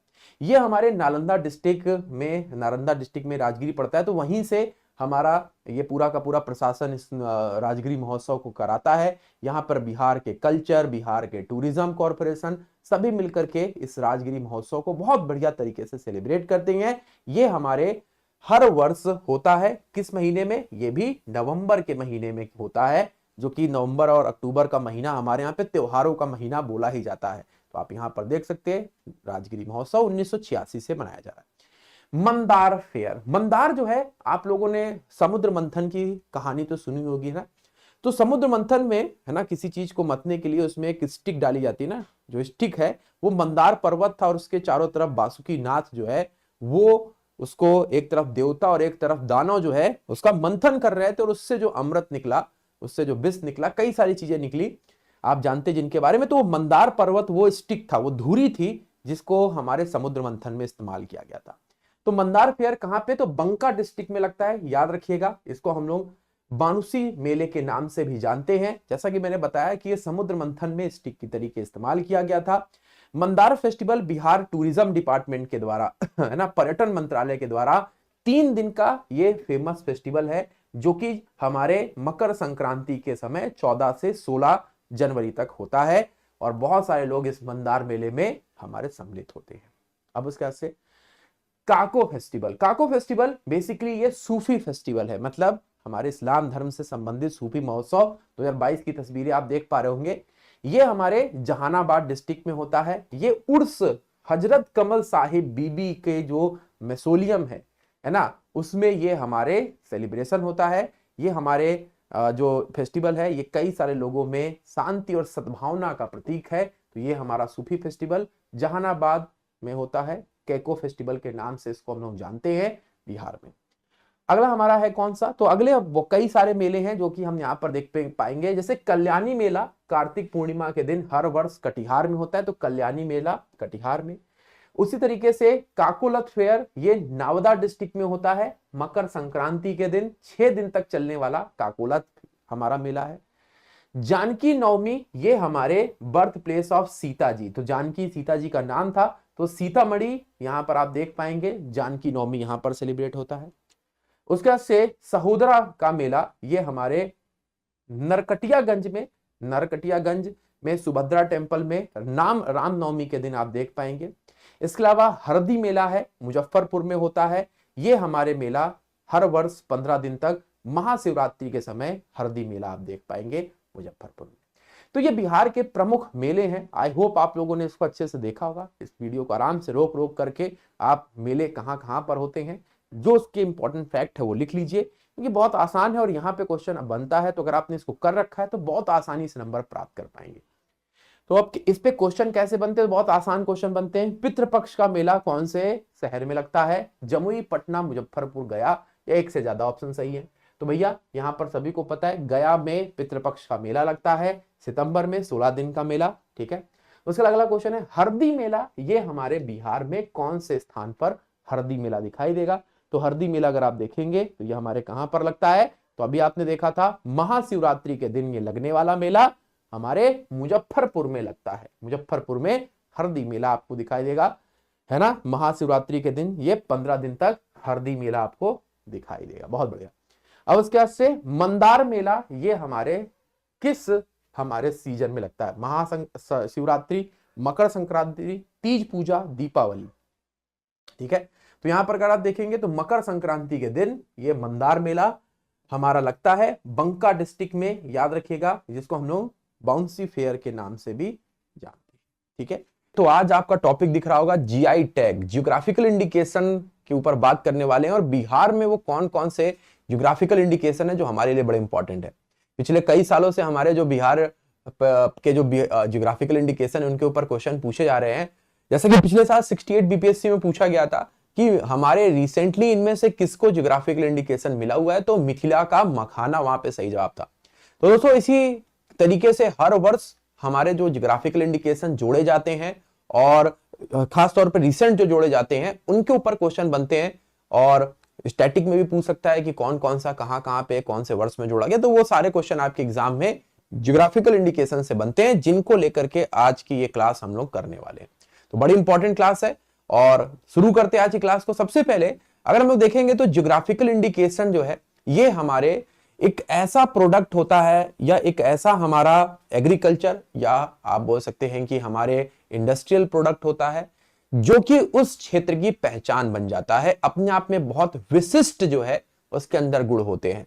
जैसे कि अभी हाल में हमने देखा कि हमारे यहाँ पर जो मिथिला का मखाना है, मखाना आप लोग जानते ही होंगे, उसको ज्योग्राफिकल इंडिकेशन दिया था जो पूछा गया था, जिसका जिक्र अभी मैंने थोड़ी देर पहले किया। उसके अंदर विशिष्ट गुण है कि वो मिथिला क्षेत्र में मिलता है और वो बड़ी ज्यादा तेजी से हमारे पूरे भारत में उसका इस्तेमाल किया जाता है। तो उस विशेष गुण के कारण उसको उस पर्टिकुलर क्षेत्र का इंडिकेशन दे दिया गया, टैग दे दिया गया। ठीक है, तो इसी तरीके से हमारे अलग अलग क्षेत्रों में जो विशेष गुण वाले हमारे प्रोडक्ट होते हैं उन सभी को ज्योग्राफिकल इंडिकेशन हमारे टैग दिया जाता है। अब ये कौन देता है, तो ये कौन सी मिनिस्ट्री के अंतर्गत आता है, कौन से एक्ट के तहत आता है? तो सबसे पहले हमारा यहाँ पर ज्योग्राफिकल इंडिकेशन जो भौगोलिक संकेतक देने का जो प्रावधान है वो हमारे देश की पार्लियामेंट के द्वारा पास किया गया एक कानून था, जिसको हम लोग geographical indication of goods and goods registration and protection act 1999 के नाम से जानते हैं। ठीक है, याद रखिएगा ये एक्ट 1999 में geographical indication of goods bracket में registration and production act pass हुआ और तब से हमारे यहां पर यह प्रक्रिया शुरू हो गई कि पर्टिकुलर जो हमारा प्रोडक्ट है उसको वहां का टैग दिया जाए। अब उसके बाद से ये हमारे किस मंत्रालय के द्वारा दिया जाता है? यह हमारे वाणिज्य और उद्योग मंत्रालय के तहत जो हमारा आता है, जिसको हम लोग अंग्रेजी में देखेंगे तो ministry of commerce and industry के द्वारा दिया जाता है। ठीक है ना, इसका जो पंजीकरण की प्रक्रिया है वो ये देखती है और हमारे देश में जब भी कोई ज्योग्राफिकल इंडिकेशन दिया जाता है तो उसका जो ड्यूरेशन होता है वो 10 सालों का होता है। अभी कल ही एक एग्जाम था ईसीजीसी का, उसमें पूछा गया था ईसीजीसी पीओ का एग्जाम था, है ना, credit guarantee corporation of India. तो उसमें यह पूछा गया था कि ज्योग्राफिकल इंडिकेशन का जो टेन्योर होता है वो कितने सालों के लिए होता है? 10 साल, 5 साल, 15 वर्ष। तो ज्योग्राफिकल इंडिकेशन का जो टेन्योर होता है वो 10 वर्षों के लिए होता है। तो हमारे यहां पर जो सबसे ज्यादा ज्योग्राफिकल इंडिकेशन है 55 से भी ज्यादा वो तमिलनाडु है। तमिलनाडु पहले स्थान पर आपको दिखाई देगा, 55 से भी ज्यादा यहां पर इंडिकेशन है। दूसरे नंबर पर उत्तर प्रदेश आ चुका है, UP on the second spot, वो भी 50 की लाइन में पहुंच गया है, सेकंड स्पॉट पे यूपी है। ठीक है, तो तमिलनाडु सबसे ज्यादा ज्योग्राफिकल इंडिकेशन प्राप्त करने वाला है, फिर आपको केरल दिखाई देगा, फिर कर्नाटक दिखाई देगा। लेकिन ये हमारे हर महीने महीने जब भी प्रोडक्ट ऐड होते हैं तो ये हमारी जो टैली है वो चेंज होती रहती है। ठीक है, अब हमारे यहां पर बिहार में 15 से भी ज्यादा, अब 15 से भी ज्यादा, यहां तो हम 15 प्लस लिख देते हैं, 15 से भी ज्यादा जो प्रोडक्ट हैं हमारे बिहार के जिनको ज्योग्राफिकल इंडिकेशन दिया गया है, जिनका जिक्र अभी अब आगे करने वाले हैं, जैसे कि मिथिला की पेंटिंग, मुजफ्फरपुर की लीची, ये ऐसे प्रोडक्ट हैं बड़े फेमस हैं जिनको ज्योग्राफिकल इंडिकेशन दिया गया। हमारे पूरे भारत में पहली बार 99 वाला जो एक्ट था, है ना, goods protection and registration act 1999, उसके तहत पहला ज्योग्राफिकल इंडिकेशन जो दिया गया था वो था दार्जिलिंग की चाय, टी ऑफ दार्जिलिंग, दार्जिलिंग की चाय को यह दिया गया था, याद रखिएगा।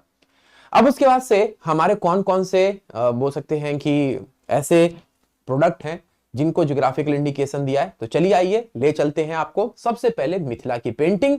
हम सभी लोग जानते हैं कि मिथिला की पेंटिंग मिथिलांचल क्षेत्र में, खास तौर पे मधुबनी क्षेत्र की बड़ी फेमस है ना, मधुबनी पेंटिंग के नाम से भी इसको हम लोग जानते हैं। ये हमारे जिस तरीके से भगवान राम कृष्ण महाभारत के दृश्य, रामायण के दृश्य यहाँ पर चित्रित किए जाते हैं, है ना, और इनकी इस पेंटिंग की वजह से ज्योग्राफिकल इंडिकेशन इसको 2007 में दिया गया। तो 2007 में हमारे मिथिला या मधुबनी पेंटिंग बिहार की ज्योग्राफिकल इंडिकेशन बनी, है ना, मधुबनी से। अगला है शाही लीची ऑफ मुजफ्फरपुर। भैया लीची का नाम है और हमारा जो मुजफ्फरपुर है वो पीछे रह जाए, तो ये आपका शाही लीची है। ये हमारे अपने टेस्ट के लिए पूरे यूरोप में इसका जो है वो एक्सपोर्ट किया जाता है। इंडिया में तो फेमस ही है, यूरोप में भी बड़ी फेमस है। इसको ज्योग्राफिकल इंडिकेशन 2018 में दिया गया था। ये भी देखिए हमारा क्या है, एग्रीकल्चर प्रोडक्ट हो जाता है। वो हमारा कल्चरल प्रोडक्ट था, सांस्कृतिक प्रोडक्ट था, ये हमारा एग्रीकल्चर प्रोडक्ट है। अब शाही लीची ऑफ मुजफ्फरपुर को 2018 में दिया गया। अब उसके बाद से आपको ले चलते हैं हमारे सिल्क सिटी के नाम से फेमस भागलपुर, है ना। तुसर सिल्क भागलपुर का बड़ा फेमस है ना। तुसर सिल्क जो है ये हमारे भागलपुर का बड़ा फेमस है, और ये हमारे 2011 में ये जो सिल्क है ना, रेशम, भागलपुरी जो रेशम है, तुसर जिसको बोलते हैं, ये हमारे 2011 में ज्योग्राफिकल इंडिकेशन घोषित किया गया, है ना। जो हमारे कई सारे जो वस्त्र होते हैं, जैसे शॉल हो गया, कुर्ती हो गया, साड़ी हो गया, है ना, और भी कई सारे जो गारमेंट्स हैं वो इसके बनते हैं, और वर्ल्ड फेमस है भागलपुर का सिल्क। अगला हमारे सामने आता है कतरनी चावल। कतरनी चावल, कतरनी चावल जो है वो हमारे बिहार का एक बहुत बड़ा पहचान है।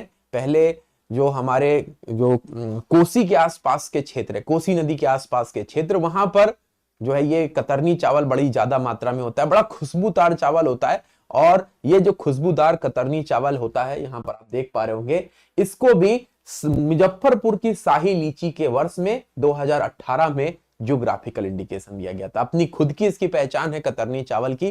तो भागलपुर डिस्ट्रिक्ट से ये हमारा आता है, जहां से हमारे सिल्क भी आ रहा था, तो कतरनी चावल को भी यहीं का ज्योग्राफिकल इंडिकेशन दिया गया। मगही पान, है ना, मगही पान या मगही बीटल वाइन, जो कि आप यहां पर देख पा रहे हैं, है ना। मगही पान बड़ा ही फेमस है, मगही पान, है ना। मैंने मुंबई में भी इस मगही पान को खाया है, वहां से यहां पर आया, तो बड़ा फेमस है मगही पान। इसको भी ज्योग्राफिकल इंडिकेशन दिया गया। इसका ना सिर्फ टेस्ट के लिए बल्कि मेडिकल प्रॉपर्टीज इसमें कई सारी हैं, है ना। मेडिकल प्रॉपर्टीज के लिए भी आप खाने को पचने में सहायता करता है ना, और मुंह का टेस्ट भी अच्छा रखता है। तो मगही पान को भी 2018 में दिया गया ज्योग्राफिकल इंडिकेशन, ठीक है। ज्योग्राफिकल इंडिकेशन मगही पान को 2018 में दिया गया था। याद रखिए, मगध रीजन में यह हमारा उगाया जाता है।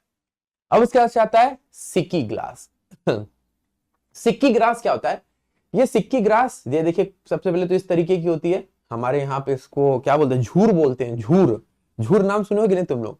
तो झूर होता है ये। अब इसको निकाल करके इससे क्या किया जाता है, हमारे अलग अलग तरीके की, जो छठ में हमारे यहाँ पे दौरा होता है ना, दौरा, वो इसका बनाया जाता है। कई सारी चीजें बनाई जाती हैं, झाड़ू बनाई जा रही है। तो ये जो सिक्की ग्रास है, बहुत ही ज्यादा हमारे बिहार में इसका इस्तेमाल होता है। हमारे जो बाबा जी थे वो उससे बहुत बढ़िया बढ़िया जो है वो चीजें बनाया करते थे, है ना। मड़ई हो गया या हमारा दौरा हो गया, तो अलग अलग चीज बनाई जाती थी। तो इसको भी 2007 में ये हमारे बिहार से ज्योग्राफिकल इंडिकेशन दिया गया, सिक्की ग्रास। अब आपसे पूछ सकता है भाई मैचिंग करिए, आपको दे दिया सिक्की ग्रास, भागलपुरी सिल्क, मगही पान, मैचिंग करना है कौन से ईयर में इनको ज्योग्राफिकल इंडिकेशन दिए, ठीक है। तो ये अलग अलग चीजों को बनाने में किया जाता है इस्तेमाल, जैसा आप देख पा रहे हैं। अब उसके बाद से आता है हमारा मिथिला का मखाना।